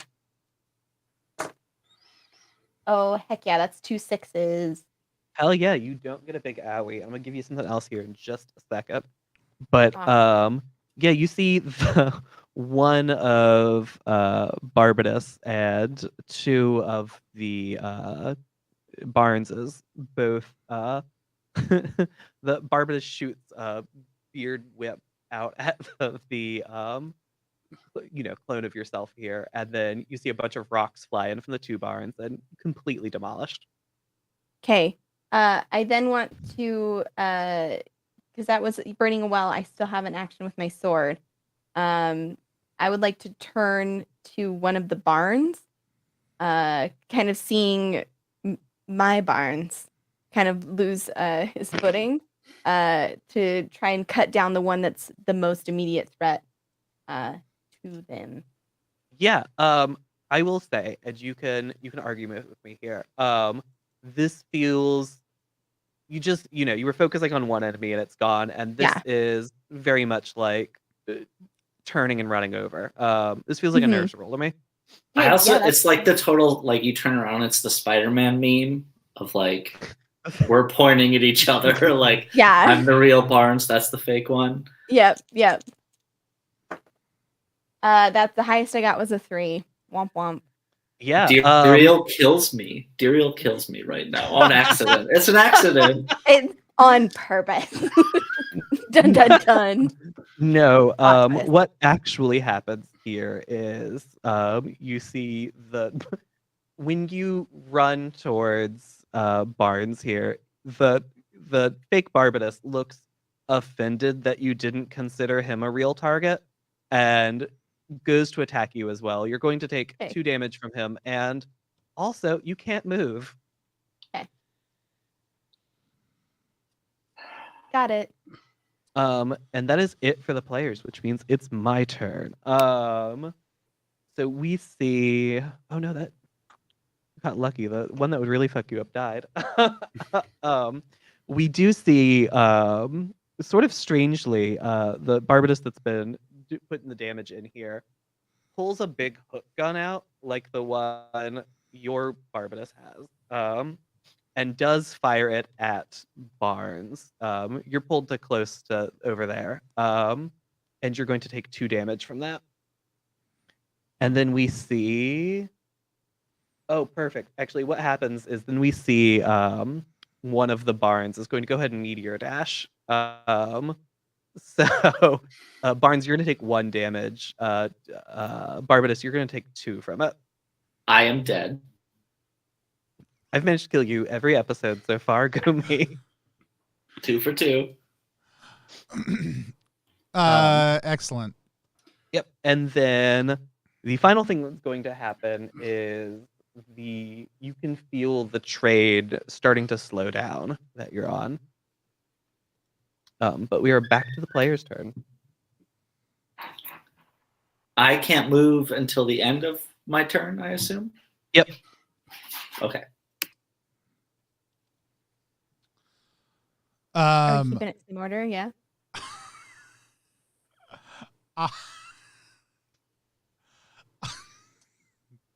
Here we go. I'm very excited about whatever the fuck's about to happen. Here we go. I just want to use trichokinesis to make the other me that's still left shoot the hook gun into its own head. Okay. Yeah, go ahead and give me a muscle roll. I'm gonna have you roll 1 fewer dice on this though. Because I know that ability says you can control your own hair. And this isn't hair currently on your body. But it is, I mean, if this is me, it is my hair. I see what you're going for. That's why I'm letting you roll. I dropped my D6 on the ground. Oh no, you're one dice. Not the No, one I giant did D6. secure some more D6s to make this a little bit. If Tony gets a hernia while picking up a D6, we all get a bonus. That's on our the next fault. roll. That's a 5. That's a 5. That's a 5. Cool. Yeah, you do. Here's the horrifying thing that happens here. He does pick up his own hook gun with his hair and aim it at his head, and he fires it. His head explodes. The hook does keep shooting forward. Tony, you're going to take 2 more points of damage. Who, me? Yeah. I would have done it like that, like under that. There's never a way I would have been like, shoot it from behind in my direction. Yeah. He did still have some control of this. This was, in fact, a mixed success. Okay. You have. You're just trying to whittle down all my extra million stat points. Yeah. In fact, you're the biggest person in the room currently. My body is starting to look pretty beat up. Percentage wise, like this bird form is starting to lose a little bit of cohesiveness. Yeah, that's. Rest of the group, what are we doing? If I recall correctly, my fancy new sword also deals a damage. Oh, it round. does. You do see the 2 of you were just fighting. Do both burn to ash and fall ahead of you. Just at the start of your turn. You do still have your whole turn to go. Amazing. I'm just that good. So follow-up question. Is there a group, or have you been able to be paying enough attention to identify who is actually on my team and who is the stupid clones? Yeah, for sure. The clones move dumb enough that you can tell on an easy glance. It isn't difficult. The only 2 things up still are the 2 Barnes clones. Okay. Unlike real life, Barnes' clones don't fall apart instantly. So would you say Barnes' clones are within close range of each other? I would say if you got between the 2 of them, they would be.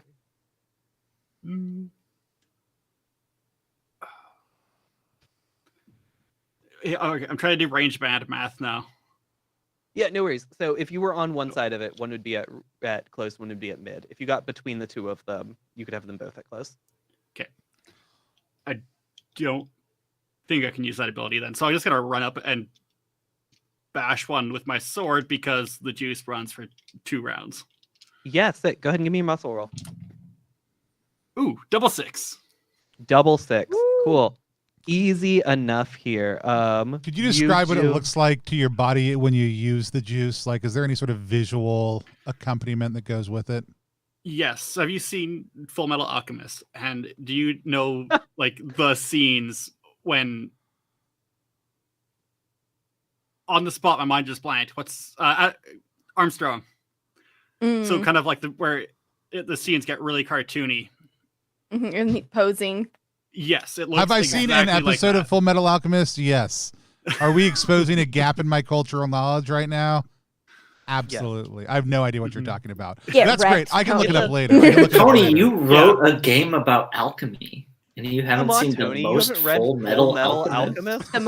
The most Full Metal Alchemist. I didn't write a game about metal alchemist. I wrote a game about squeezing things out and mixing them together, and that's how I play every character I've ever written. Half squeezing alchemy.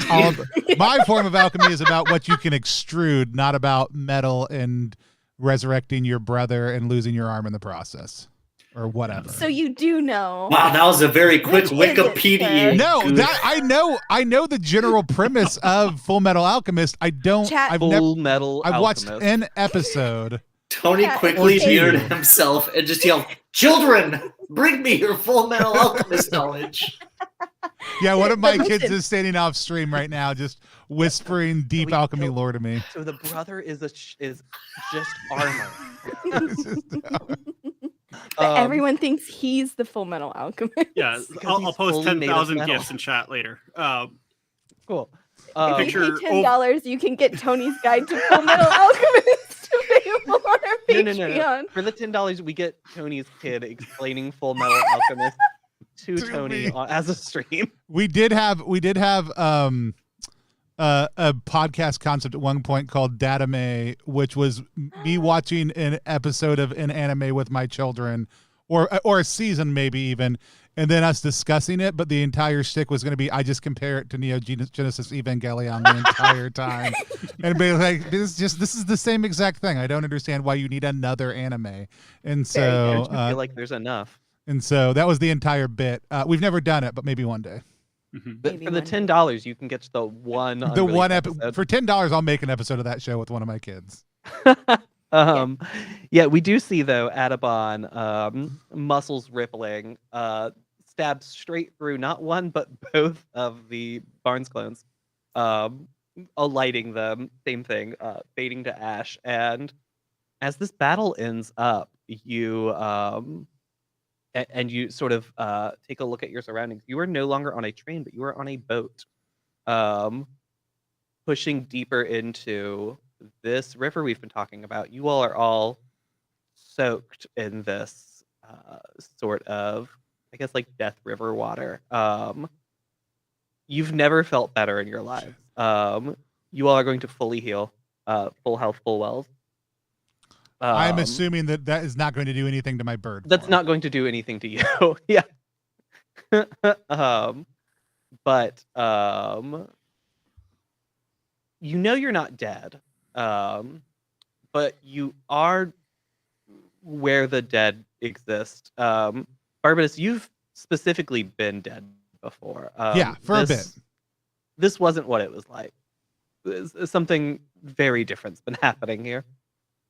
I squeeze out one of the hairier patches of this body and get some of this water in a little container. Nothing bad could come of that. What are we calling this? What are we calling this water? I think I just called it Death River water, and Okay. I'm fine with that. Just be squeeze feels it out of like a beard, give it any grosser properties. Oh, absolutely. But none you wouldn't be expecting Right. already from it. It's got a slight olive taste to it. Yeah,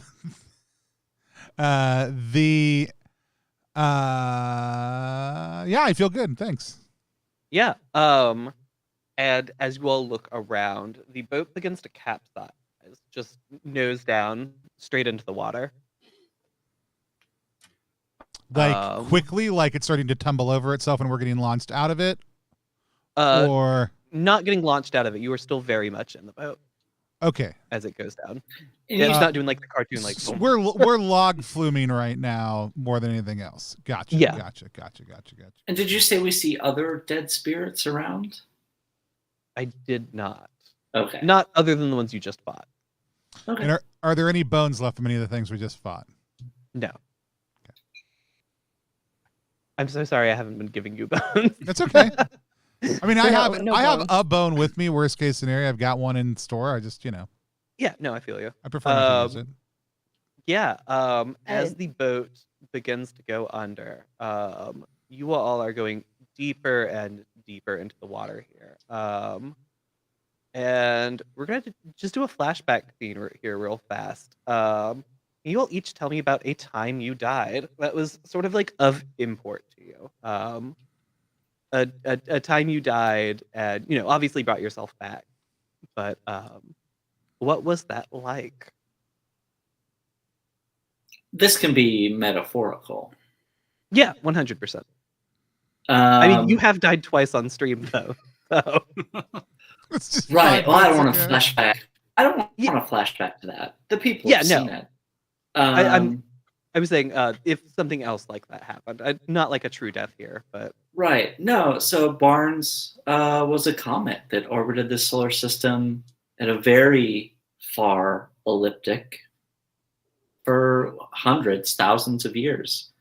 And I have seen this sun that we are seeking to destroy slowly grow, which suns do.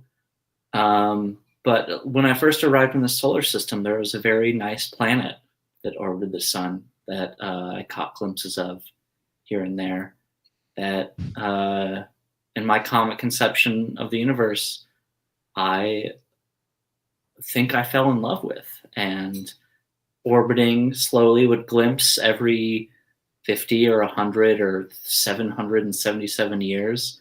But at one point, the sun had expanded and that planet was no longer there. I came back around in orbit and did not see the one thing I was looking for as I circled the sun. And so died a little inside. Got some blank years, some black years. I was not looking.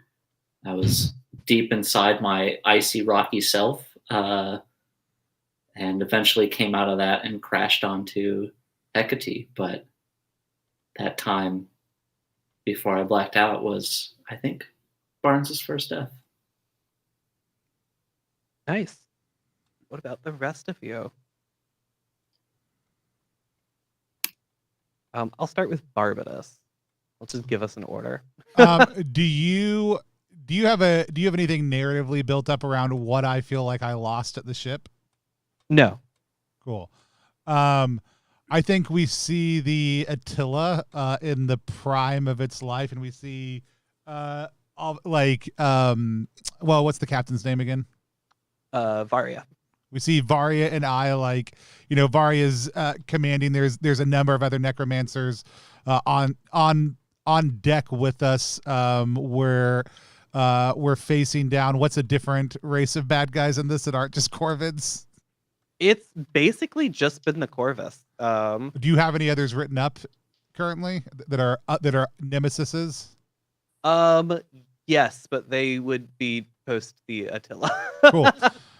Well, maybe that's not even it. So maybe it's because I did die once before on stream also too. But we are on a deep scouting mission on the far side of the solar system, and we're actually spying on one of the other planets, the fire elementalist planet. Sure. And we're doing a long-term spy mission, and everything seems to be going well. We think we're in total stealth mode, but all of a sudden, we get rocked by just this giant gout of flame that erupts from the planet itself, and it singes off we can feel the ship kind of burning away around us, and all of a sudden, as I die. I watch what looks like Vera pulling the ship back together through sheer force of will. Yeah, sick. Adabon, what about you? So Adabon came real close to true death back on Gratia.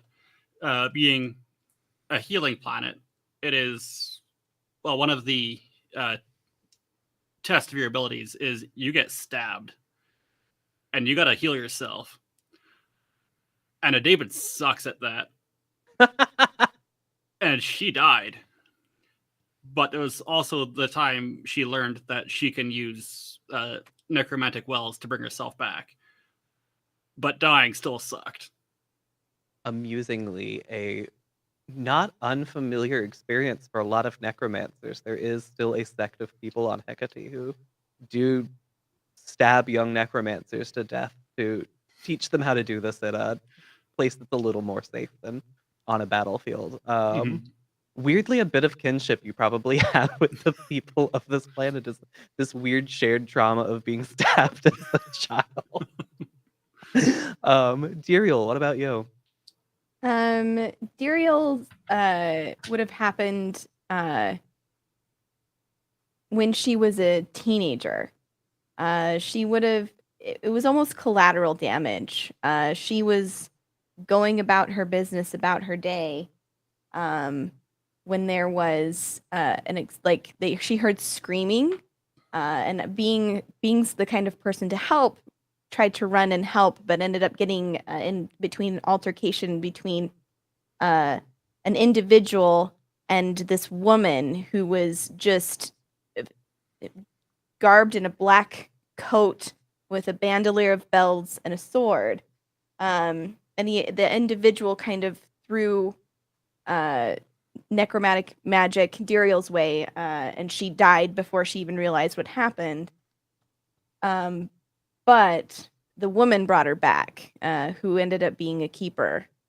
And Diriel kind of recognized that this was an organization of folks that helped. And she would then try to dedicate her life to that and to stopping the abuse of the necromantic powers. Yeah. All of you sort of remember this. All you remember this time you died, and you sort of clawed your way back to being alive in one form or another. And you can feel yourselves going through those same steps now of clawing your way back out of this river. And as you all begin to go up instead of down here, you come across it is a single point of both creation and destruction, happening infinitely, like every second. There are skulls here just bursting into existence and then disappearing again, and they're screaming, and to some degree you all are screaming as well, as you all recognize yourselves as this strange skull that's been here screaming, and you know that in this moment you have an opportunity to ask something of death. What is the things you all would like to ask for?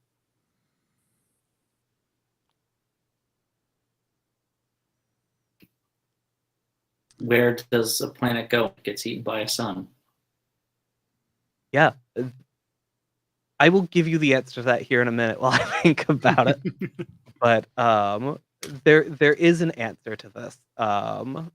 Actually, yeah, the answer to this is that in this moment, you are in sort of the same place as this planet. And it lets you know that where a planet goes is right here. And it sort of opens a bit of your consciousness here, and you can see the planet again.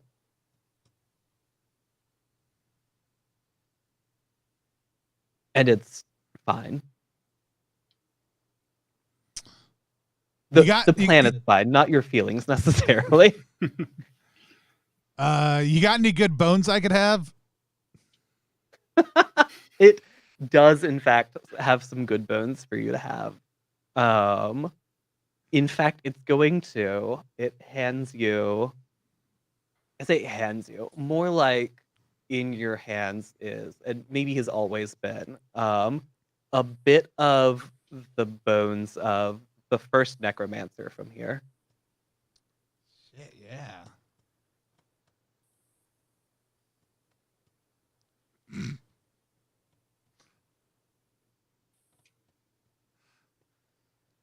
Oh, I just checked the Discord. If you have not, you should. Bone! Yeah. Adabon, what about you? Oh, gosh.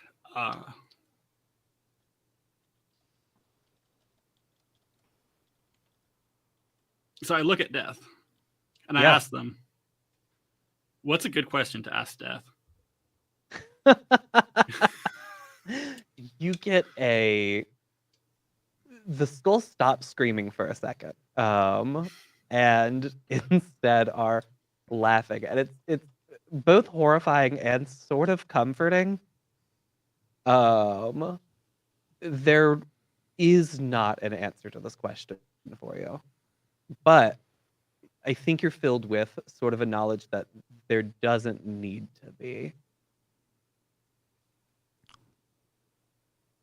And then Diriel, what about you?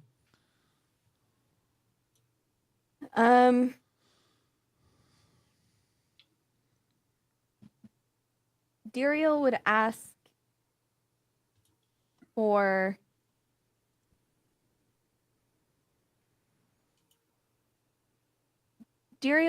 Death for a boon, so that she can continue to keep that which should be dead and with them. That way, she would ask for Death's help. Yeah. with that, you all feel yourselves rapidly reapproaching the surface of the river here. And everything goes dark for a second. Everything is black. And as you all open your eyes, you are once again standing outside of the ship. It is as if no time has passed. Barnes is still putting on this performance outside. Check out my GoFundMe. Barnes is still doing this performance outside, and the other three of you, strangely, Barbara's maybe a little worse for wear still. But the three of you are standing outside, and it's almost as if you never went in. You know the thing you asked for was help, and to that extent, what death gave you was a reprieve, sort of a chance to do this all over again. But you still have the knowledge of the things you learned there. You still have Adabon, you still have the sword. And the four of you have learned a new spell as well. I will add it to the sheet in a minute. Well, Adabon still knows how to like craft those engines, right? And drive us through. Yep. Yeah. Adabon still has the knowledge of those engines. You still have the knowledge of the star charts. And I still have the knowledge of chicken poetry that rests deep within my soul. You still speak Corvus poetry. But you all do know this spell once more too. It is the spell Once More Through the Void. One time ever, and this won't cost any of you a well. You will be able to travel to any point in space, as if you were just always there. But only one time. Only one time, and then you know the knowledge of the spell will be gone to you forever. Okay. That fucking rules. And we're going to sort of zoom out here as we end the session. Whoa. I'd like to take us out with a poem that rests deep Please. within my- Please do. Don't threaten me with a good time.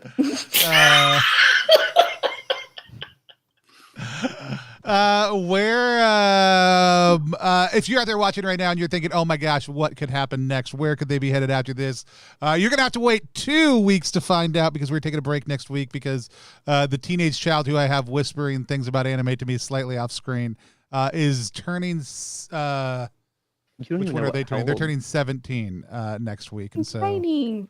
17's a great year. Yeah. And so... Almost as good as 40 in Minneapolis is what I've heard.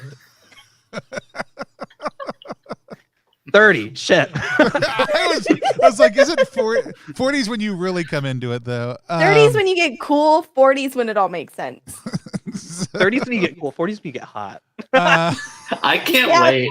Thank Again, goodness. fingers crossed. I've been waiting for this for so long. I'm months away from being a Minneapolis 10.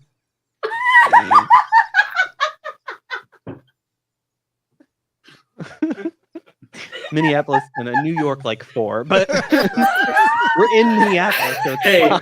fuck you, but also you're right.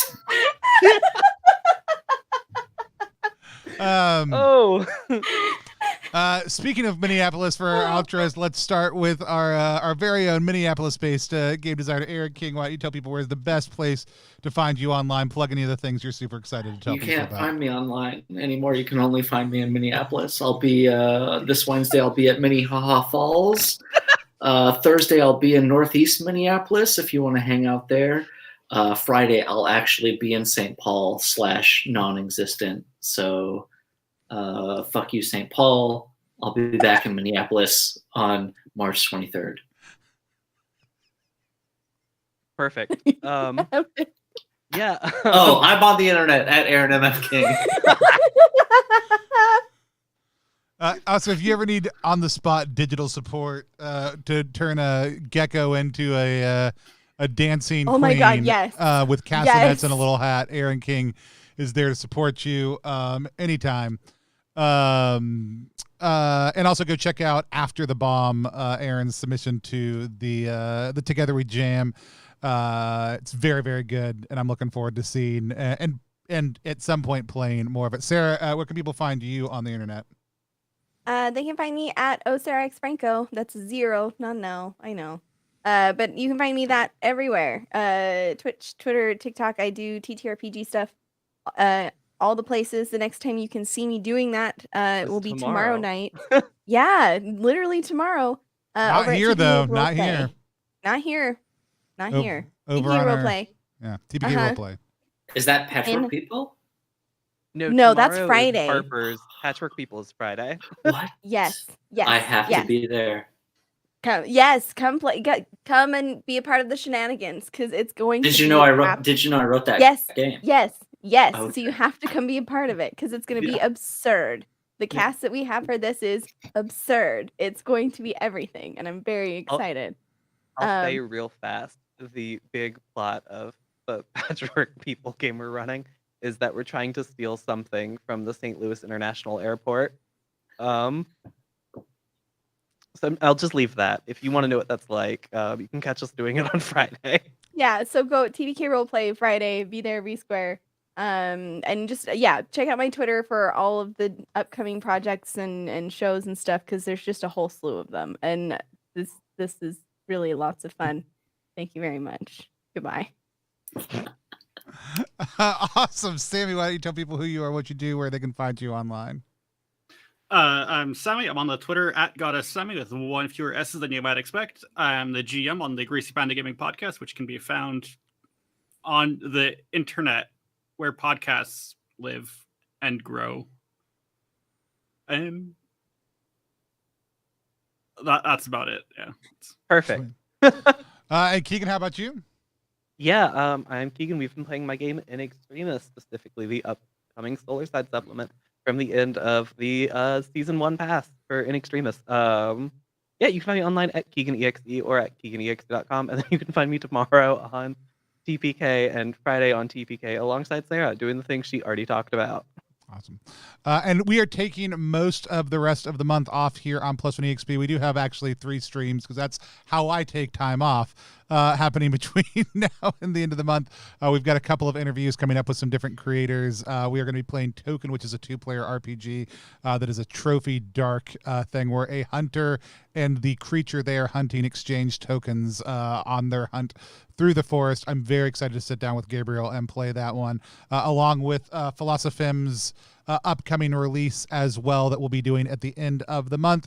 But we're going to be taking it kind of easy over the next little bit. You can find everything we do at Plus One EXP. We're going to be catching up on a number of design things, and we will have some spontaneous streams. We'll be going over some of the different things that you can find on the Together We Go Jam. That's Together We Jam at ttrpg.link/TWJam. A bunch of amazing micro games as well as supplements for Down We Go Through the Void and DungeonDelvers.tv, which is Keegan's game, all of which are based on the same system. Go check all that out if you like incredibly cool narrative forward stuff that's coming out of that jam, but there are solidly classic OSR vibes to them also too. Just some really cool stuff coming out. With all that said, rather than waving at the screen... One last thing. Oh, go ahead. I need to yell real fast. Specifically, the mission we played today is actually built on the Derelict Diver rules that Envy wrote for the Abyss, which is part of In Extremis Season 1 as well. I largely rolled this session on a table. Hell yeah. Envy That's very rules. cool. Check out their games. Check out their layout. They laid out You Meet at a Funeral that I wrote. Just like some of the best money I ever spent on hiring a layout artist. MV did the core rules for the spaceship rules for Down We Go, or for Through the Void also too. So go check those out. I did some mods on them, but a lot of it's just MV's amazing design work as well. So yeah, go check them out, support that. Instead of leaving y'all waving at the camera until we go off stream, I'd like to leave y'all with this.